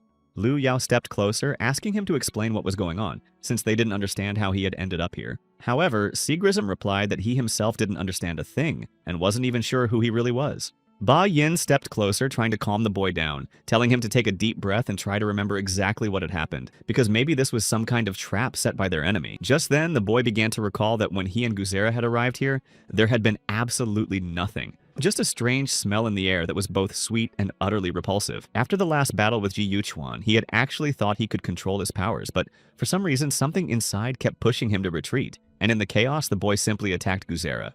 However, when the dust settled, he saw his sword stuck in Guzera's body, and after that he was terrified, not understanding what was happening. Ba Yin said that judging by this description, it seemed they had simply fallen into an illusion, since the entire team had searched the castle from top to bottom, and hadn't seen anything resembling what Sigrism had described. However, they shouldn't forget that the high-ranking demon was also here, and that could be influencing everything. Sigrism was glad to hear that Guzir might still be alive, and Liu Yao reassured him that although the boy's signal had weakened, it hadn't disappeared completely, so everything might be alright. After that, the boss sent Xia Na and Sigrism to look for Guzir, while Ba Yin had to stay with her because they needed to continue searching for Ji Yuchuan there with Chelsea. After a while, the boy finally came to his senses, though he didn't understand where his wound had gone, the one that had been very deep and large just a short while ago. But before he could fully recover, Chelsea's chains seized him, and he let out a cry. Realizing he could no longer move, Ji Yuchuan asked her what she was doing and why, but the girl replied that a simple man like him had no right to question the queen, though she admitted it was very bold of him. After that, the girl stepped closer and took him by the face, telling him to answer her questions, and asked why his blood amplified demonic power and who the boy really was. Ji Yuchuan replied that Chelsea had been with him all this time and should know that he himself didn't understand any of this either, just like she didn't. She just sighed, saying that everything seemed obvious since there was no longer any need to defeat all the other ranked demons. She said that perhaps by taking absolutely all of his power, she could regain her full might and all her memories, along with what she needed, but the boy was certain she wouldn't do something like that. Chelsea was surprised that he trusted her so much, but he replied that he didn't trust the first-rank Chelsea. The boy said that he trusted the Chelsea who had signed a contract with him and who had become his friend during this time. At that moment, she didn't understand at all what was happening or why her power was gradually fading and leaving her body. Zi Yuchuan said that most likely the boost to her power from his blood was temporary, but he still preferred her just the way she was, since it was more pleasant for him. But Chelsea grew even angrier, ordering him to give her his blood. Now they understood that they had never found Mordak's true form, but at least the contractual bonds had finally been established. But at that moment, Chelsea called him over, intending to say something. She looked out the window and said she completely agreed. It was dawn, and only now did it become clear that they had been deceived. However, from the very beginning, they should have realized how to get out of here. The demon, meanwhile, realized that he hadn't been imagining it after all, and for a moment, Chelsea had indeed regained her power, so it became clear that the evil eye had deceived him. Meanwhile, the boss, along with Ba-in, kept moving forward, searching for something, and after grabbing a grenade, she threw it ahead. There was a powerful explosion, and after waiting for things to quiet down, they got ready to move on and press forward. However, at that very moment, they saw a silhouette in front of them, so the girl told them to prepare for battle right away. They didn't understand what this incredible power was, but they wondered if it was one of the demons that had attacked Guzir. However, they also realized that it was a mental-type power. Soon they saw this silhouette even closer to them, and just as they were ready to fight, Liu Yao stopped Ba-in, saying that he sensed Ji Yuchuan's energy from this approaching creature. And indeed, it was him, though there was another creature behind him, and the boy greeted his allies upon seeing them. To them, this greeting was too full of enthusiasm, but in the next moment, he used his power again. Ji Yuchuan himself hadn't expected that Ba Yin could be hiding his power, because ever since he had mastered the power of the contract, he felt that his abilities had grown significantly. Ba Yin, in turn, said that perhaps the boy wasn't just relying on his contract power, but had also dealt with the demon that was here. And now it was clear that Ji Yuchuan truly possessed demonic power within himself, just as that person had said. The protagonist remarked that it was now clear that the one whom Chelsea and he himself had defeated was merely one of Mordak's clones. His true form must not be somewhere around here. Lu Ya was surprised to hear about a 9th rank demon named Mordak, as she couldn't even believe that someone like him had appeared here. The protagonist also said that the demon of victory must have some other goal. Hearing this, Lu Yao immediately created a portal, saying that Santenberg was in great danger, and they needed to do something to return there as quickly as possible and protect the city. Ji Yuchuan walked through these corridors, realizing that the problem stemmed from this wall, and that the main source of it all remained right there. He thought that they might be inside the creature's belly, since that would be a logical explanation for everything happening here. Mordak's familiar was the Lost One, and it was he who was hunting Guzer at that moment. The boy tried to escape as quickly as possible, but realized that the creature had spat him out because he turned out to be inedible. And although the boy found this very rude and unacceptable, he was glad that at least he had survived. Guzer continued moving forward, saw the castle, and realized that he had transformed into it, and that his brother and the others might be trapped inside this monster's body, so attacking it wouldn't work. Also, his demon couldn't devour the monster from here, so he pondered that it would be ideal if someone could get inside this monster and destroy it from within. And as soon as Guzer thought of this, the monster immediately burst open, and he saw Sigrism and Xiana standing before him, who had just defeated the monster from the inside. He was very happy to see that Guzer was okay and nothing had happened to him, and the girl praised them for being able to defeat the creature. Sigrism was about to walk up to the younger man and hug him, but he immediately told her not to touch him because he smelled really bad. Xiana explained that if Guzer hadn't done this, Sigrism and she herself would still be trapped in the demon's illusion, so he had helped them a great deal. The boy was shocked because he could clearly see that it was their team that had attacked the monster from the inside, and all the credit belonged to them. Lu Yao and the others who had emerged from inside began explaining that this creature's organs were incredibly vulnerable. When it sensed danger, it expelled everything it had absorbed. Ji Yuchuan had waited a very long time for the right moment and fought his way through the red mass from the inside. Bella appeared next to Sigrism a little later, saying she could help him clean off the creature's slime.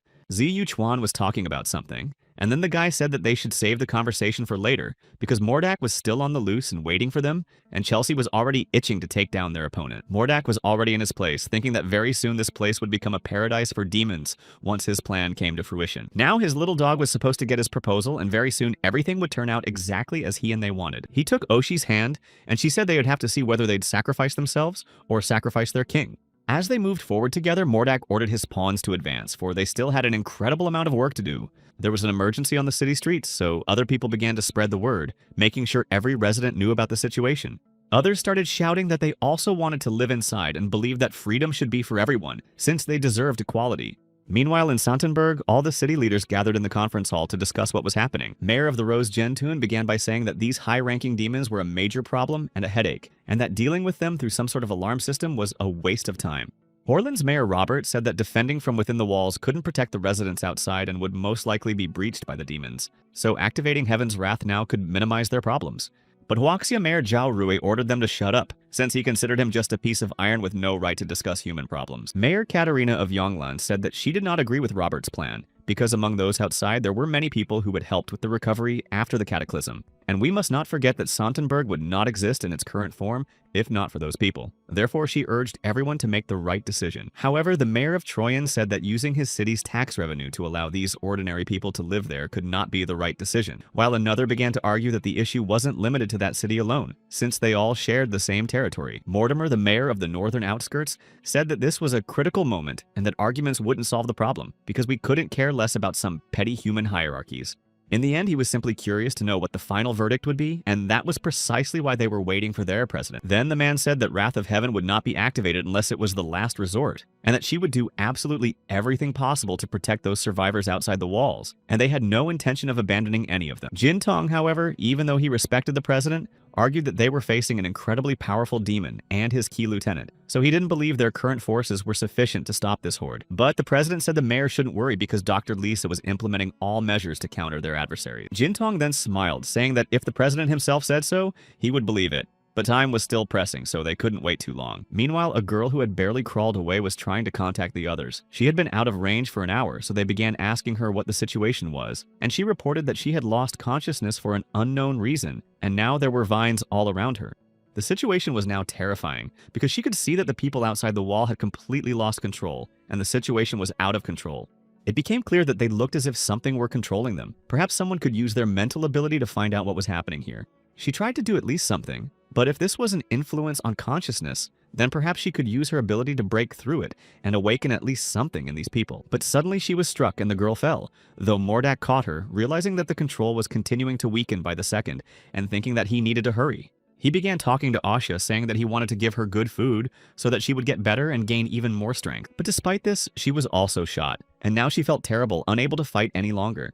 The others were later informed that something had happened and told to report to headquarters that they had an emergency. It turned out that some people in the crowd were simply transforming and becoming predators right before everyone's eyes. These people were turning into monsters, and at the command center they could see it clearly. Eventually, the defensive wall was reaching its limits, and soon they might break through, so the leader ordered them to prepare for an attack. But his assistant said that there were still ordinary citizens outside who hadn't lost control and needed to be saved. But the man replied that their mission was to stop the destruction of the outer defensive wall, and if the president gave the final order, they would definitely launch the attack at that very moment. He ordered the drones to be prepared, and the moment they received the signal from headquarters, they would begin attacking the enemies outside the city. Meanwhile, Mordak watched everything that was happening here and realized that all of this was very predictable, and it seemed to him that it was all very pitiful, because they always fight each other at the first sign of danger, so he thought that was just their nature. The demon thought that this was the weapon bearing the imprint of the Dominion's power within them, and he realized that this was what the evil eye had spoken of when warning him about what might happen, and even these pitiful people had found a way to obtain demonic power. But Mordak said that as long as he could use this to destroy humans and free all the imprisoned high-ranking demons, his victory would spread throughout all of hell. Suddenly, he heard 6 more voices saying that his pitiful victory would end right there, and when the demon turned around, he saw a scythe held by Ji Yuchuan, with Chelsea standing beside him. Meanwhile, outside the wall, the infected were already trying to attack ordinary civilians, though a mother tried to protect her child, begging him not to come near. This man began attacking them regardless, saying that freedom lay beyond these walls and that those who did not want freedom, in his opinion, did not deserve to live. But just as he was about to strike them, someone attacked him, and after that powerful blow to the arm, the infected man simply fell to the ground. Seagrism merely said that he was acting horribly as he began to intimidate them, completely ignoring the fact that there was a small child there. Lu Yao stepped closer as the woman anxiously asked who they were, and they replied that they were protecting this city and that these people would now be safe. They immediately explained that they had rescued the citizens who were outside the wall, so everything was fine and they could move on. This man contacted the command center where the president was and asked what the next orders would be. Upon hearing them, he said he would carry them out as quickly as possible.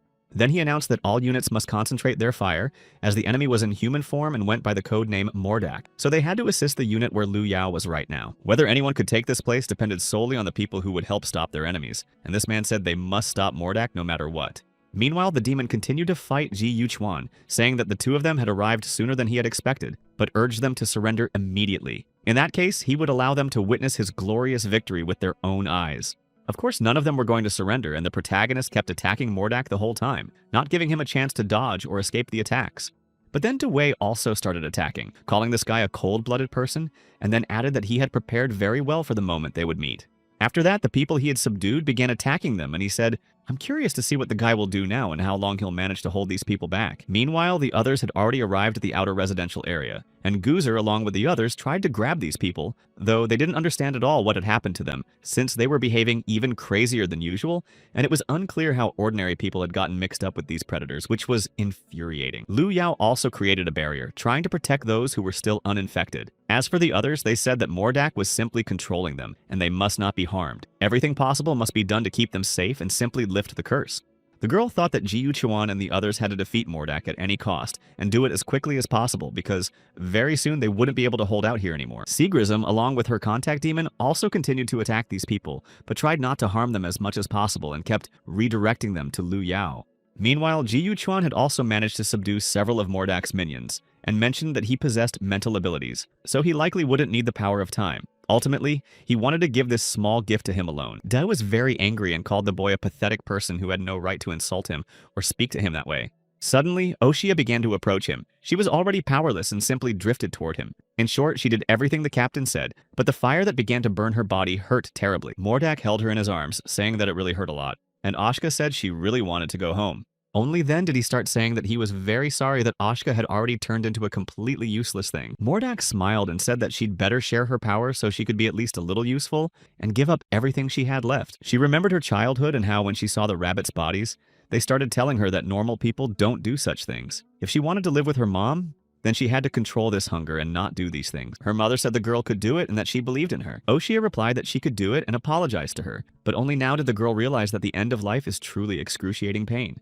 Meanwhile, the drones were already flying to the location where Ji Yuchuan and Chelsea were in order to help. The protagonist created a barrier when they suddenly began to explode, but it was getting harder and harder for him to hold it with every passing second. Ba Yin, who was with the others, also created a barrier, seeing that debris was flying straight at them, while the other people were simply too afraid to control their fear. Mordak, meanwhile, reappeared in his full form and ordered his demons to move forward and attack these people, intending to seize this place as a paradise for demons. The troops continued to attack them, opening fire and holding back these creatures as best they could.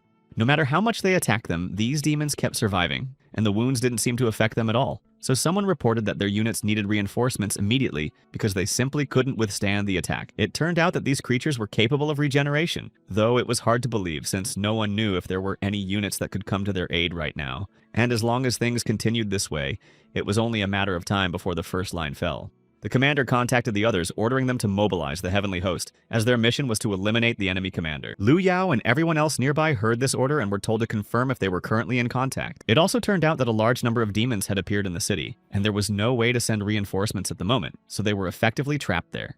Liu Yao, realizing that they wouldn't get out of there and that no one would come to them, understood that they had fallen into Mordak's trap and that everything had gone exactly as he wanted, right according to his plan. So now everything depended on Ji Yuchuan and Chelsea, who were fighting this demon head-on.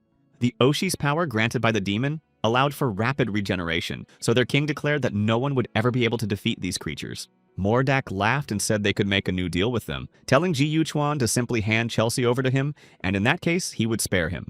The protagonist realized it was impossible to destroy all these creatures with his attacks, and at this rate, they would simply exhaust all their strength without even touching their main target. So Mordak would remain unscathed, and he understood he needed to act differently to prevent the plan from failing. The demon himself said that if they thought they could defeat his plan, meaning they could defeat him, then all these people were being far too naive. Immediately after these words, the protagonist found himself trapped by this demon and could barely move, realizing that the demon's power was far too great for him to handle. Mordak smiled and asked the boy if he could really achieve his revenge by making a contract with a demon like Chelsea, since he considered her weak, and then added that perhaps the demon of victory would be a much better and more suitable partner. However, Ji Yuchuan simply replied that he certainly wouldn't be the best option, since he was literally dependent on the powers of other demons. Then he recalled that pitiful defeat when Mordak fought Chelsea and reminded him of it, which made the demon even angrier, calling him an ungrateful man. Mordak had simply underestimated his enemy on the battlefield, and the protagonist said that this mistake would cost him the most and would be the worst mistake he had ever made. Immediately after that, his body was seized by chains that appeared literally out of nowhere. He couldn't move at all, so he just held onto his weapon, trying to break free.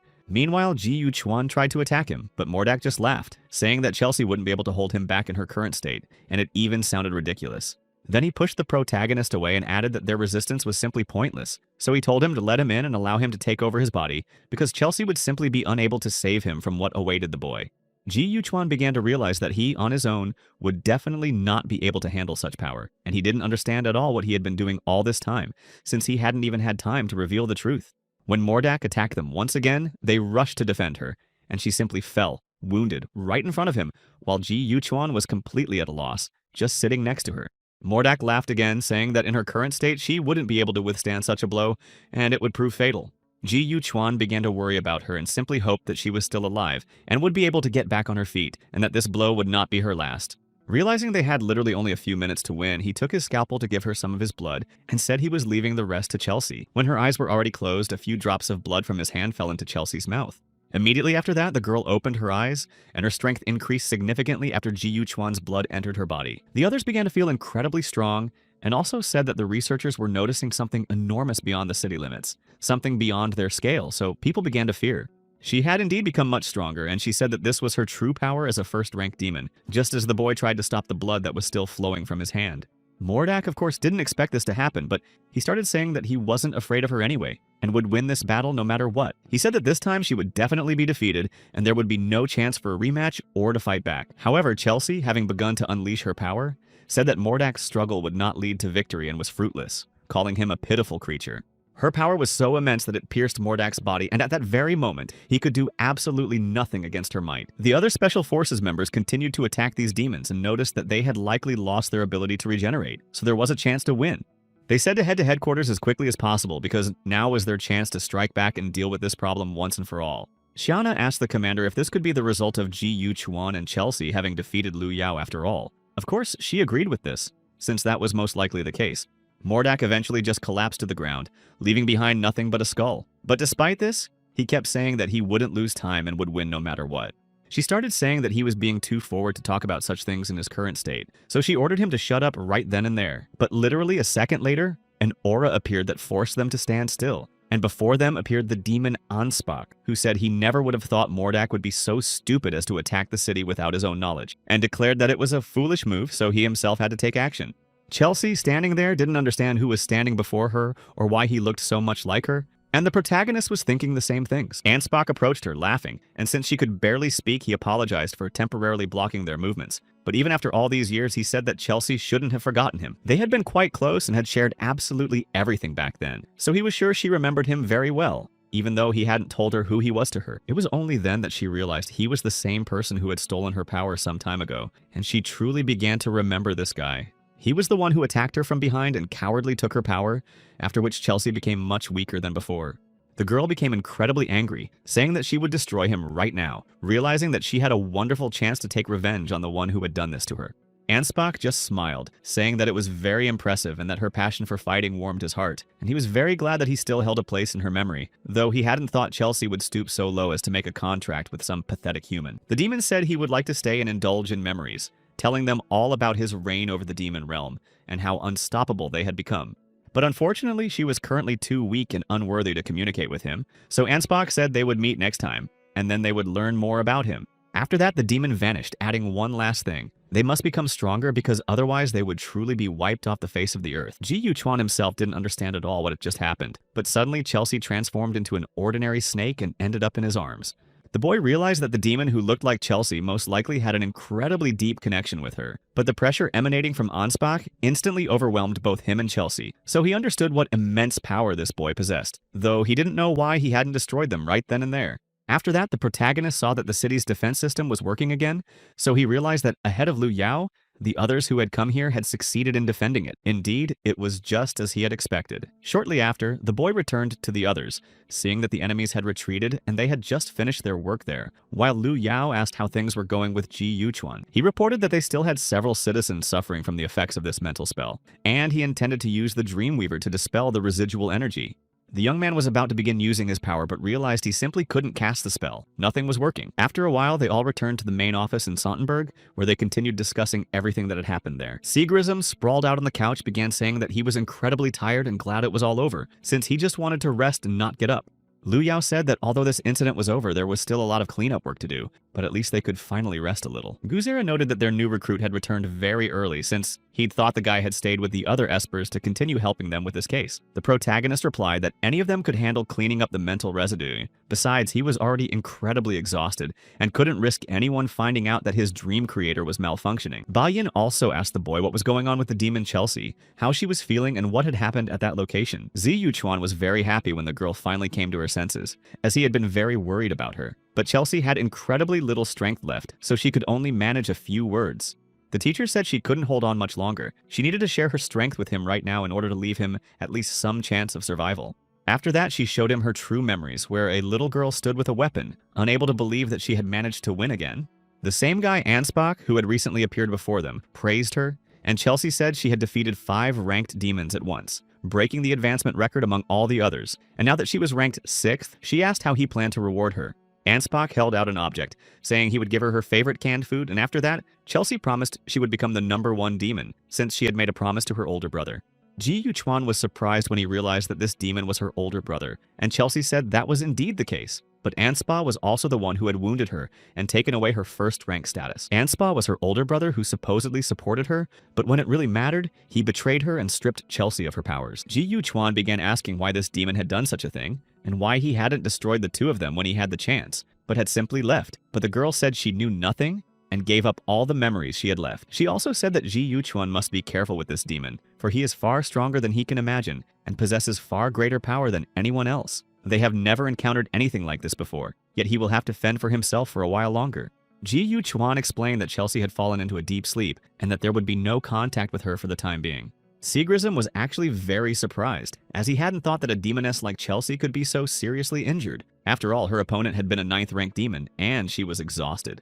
At that moment, Ji Yuchuan said he needed to go to Rose alone, as there might be something there to help Chelsea recover, even though their boss was against him going there alone. Seagrism said it would be better to go as a group of 7, because the more people there were, the easier it would be to handle the problem. But Guzer told the elder to calm down, because they should have learned a lesson from how they acted as a group last time. Shauna supported Guzer, saying that he was right because the city was still on high alert. They couldn't afford to send most of their strongest fighters anywhere else. Ji Yuchuan just smiled and said that, after all, he was the one who had destroyed Mordak, so they didn't need to worry that anything would happen to him.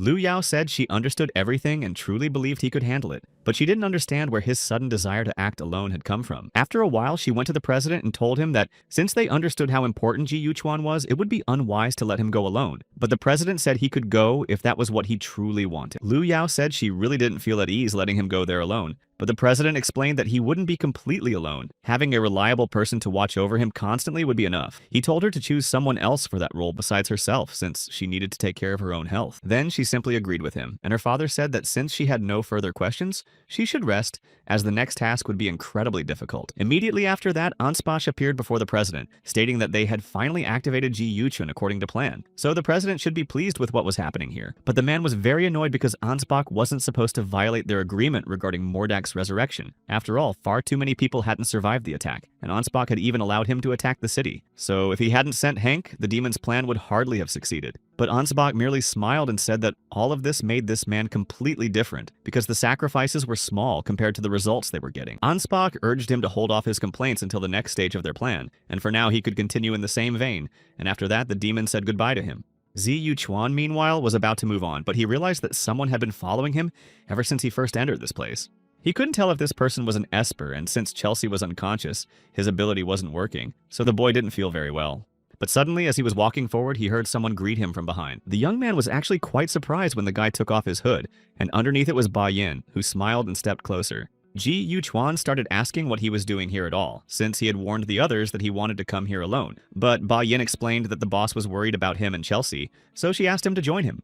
Ba Yin also said that it was so hot here that he almost lost sight of the boy, and Ji Yuchuan noted that Lu Yao had never let him out of her sight completely, so he wondered if she suspected something. In the end, the boy allowed Ba Yin to stay with him, but ordered him not to burden him or stop him, no matter what happened. Ji Yuchuan kept moving forward, considering that he was still having trouble with his ability and Chelsea. Ba Yin's presence might actually help avoid some trouble, but the only problem was that his mental energy was significantly stronger than his own. Immediately after that, Ba Yin left him, intending to buy something to eat, but the smell was so unbearable for the protagonist that he simply told him to get out of there. He told him not to speak to him at all and not to come near him because the smell was driving him crazy. But suddenly, they heard a strange sound. When the boys looked back, they saw those people transforming into predators, and they had already attacked the others lying on the ground. But before they could recover from this, these creatures immediately began attacking them, leaving them no chance to escape. Very suddenly, the main character shoved Ba Yin. He didn't understand what he was doing at all, since the boy had been standing quietly behind him. Ji Yuchuan said that they had been working together for so long, but he had never seen Ba Yin fight, so he assigned these two sides to him. Ba Yin was annoyed by how he had behaved, but despite that, he began fighting them, trying to fend off all these creatures. Ji Yuchuan just didn't understand why Ba Yin had only mastered the basics, since Hank was a master of taijutsu, so they could have taught the boy much more than he had learned so far. While Ba Yin continued to fight, the creature was still alive, and one of them began attacking the protagonist, intending to devour him right then and there. But he was fully prepared for the attack, so grabbing his scalpel, he immediately finished them off, though Ba Yin was greatly surprised, realizing just how quickly Ji Yuchuan dealt with these monsters. The young man just smiled and said that they were merely rank B predators, and he didn't understand why it had taken his colleagues so long to deal with such monsters. He simply apologized, explaining that he usually only handled support duties, so he wasn't used to direct attacks or this kind of combat. Only then did the young man turn back and look at these people's uniforms. It turned out they were from the Eagle's Nest Esper unit, so he couldn't understand how these people had become predators. He tried to scan them and was going to upload the data to headquarters to see what was going on there and find out more. After that, the guy said it was time to move on, since they needed to go to the place where they might find some answers to all their questions. They went to a place full of mysteries, and while one man sat at a table studying maps, another person was floating in the air, effortlessly holding him by the face.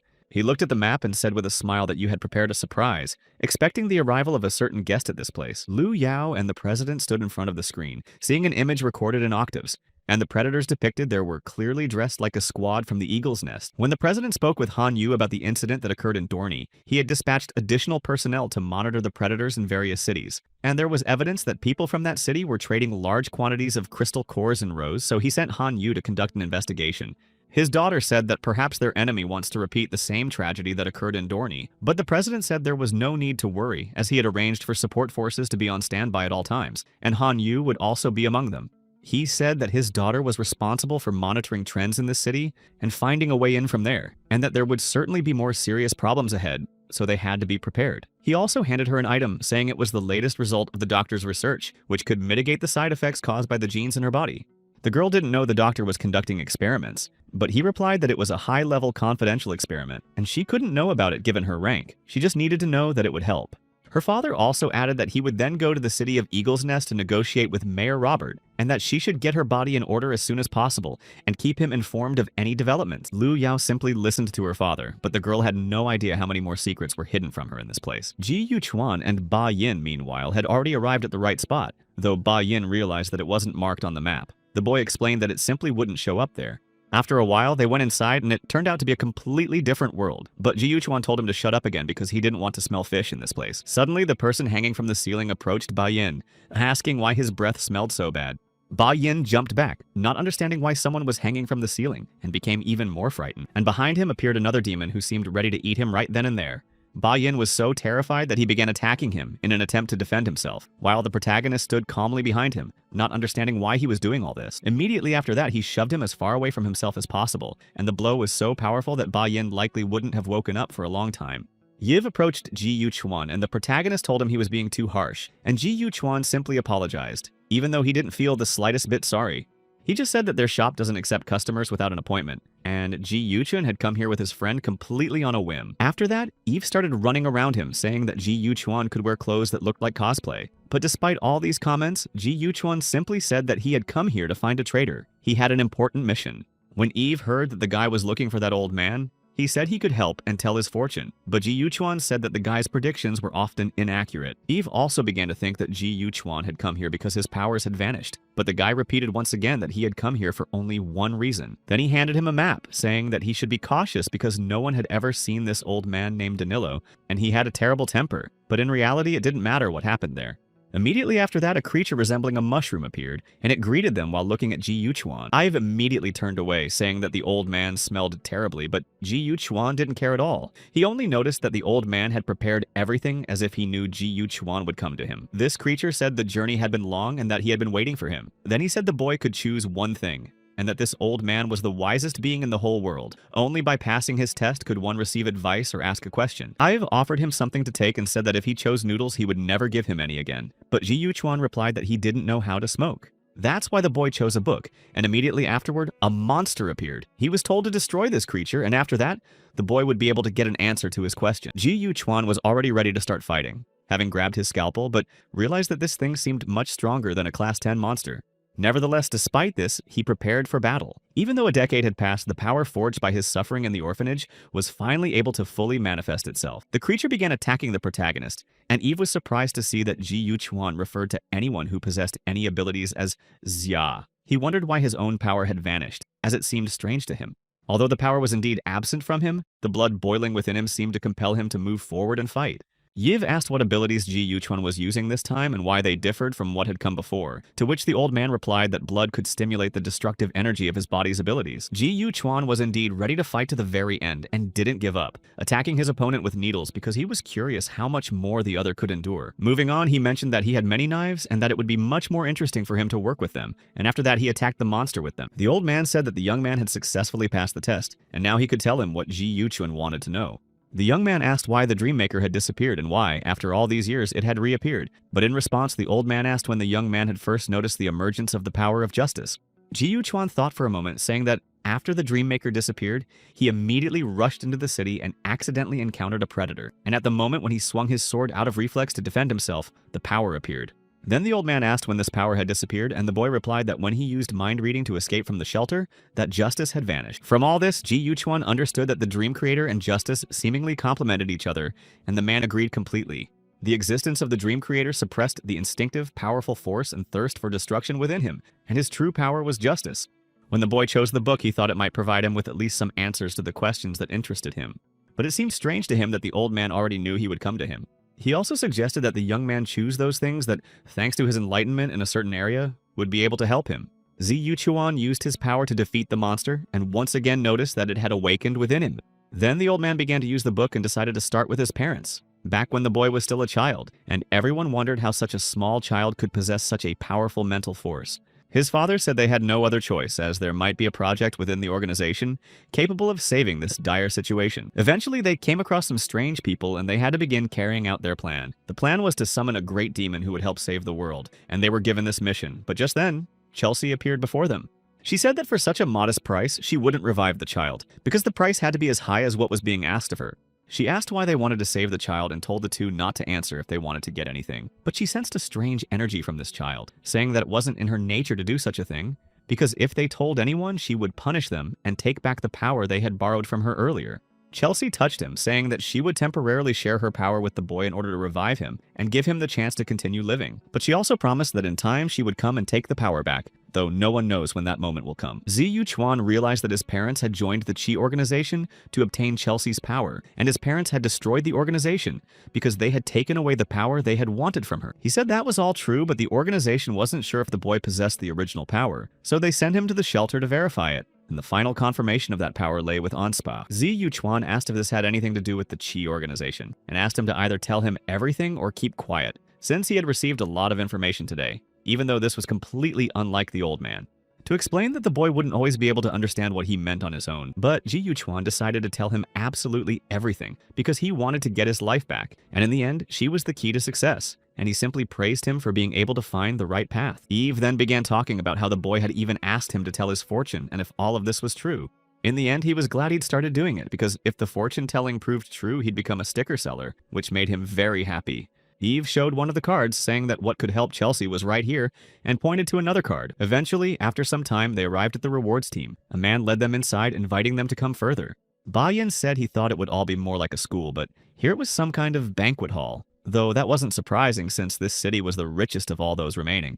He also began asking the protagonist why they were here in Ji Yuchuan. The protagonist replied that the device that would help Chelsea absorb the devil's power and recover soon was located here. Ba Yin was truly shocked, as he had thought that this item had been destroyed, and he hadn't expected anything of it to remain in this city of Rose. Meanwhile, as they were heading upstairs, a girl noticed them, watching where the two were going. The guy who was guiding them asked them to wait a moment since Mir would be arriving soon, and left them in that room to wait. Ba Yin and Ji Yuchuan sat and talked quietly, and the boy asked what Ba Yin had wanted to tell him, since he simply didn't know if he could trust Eve. He'd heard that all these devices were manufactured with certain defects that could only harm them. Ji Yuchuan simply said that while Eve's predictions weren't always accurate, she never lied, so there was no doubt about that. Ba Yin was referring to the fact that 5 years ago, the Alliance had been fighting the Predators, so the Superpower Enhancement Plan had been launched. Initiated by the Alliance of St. Paul, the City of Rose was supposed to manufacture the necessary parts, and then they were all assembled at the Eagle's Nest. This device could transfer various superpowers to one another, and in this way, people wanted to develop these powers. But the experiment failed, and as a result, all these people became Predators. Later, President Liu personally shut down the plan, the research results were kept secret, and resuming the project was prohibited. Ba Yin added that everything seemed to be over, and most likely no one expected that this device would remain in Rose. Ji Yuchuan wondered whether any Predators were left in the Eagle's Nest. They were startled by a girl who came up to them asking what they were talking about. It was Jin Kangkang, the mayor's daughter, who had come to talk with Ji Yuchuan.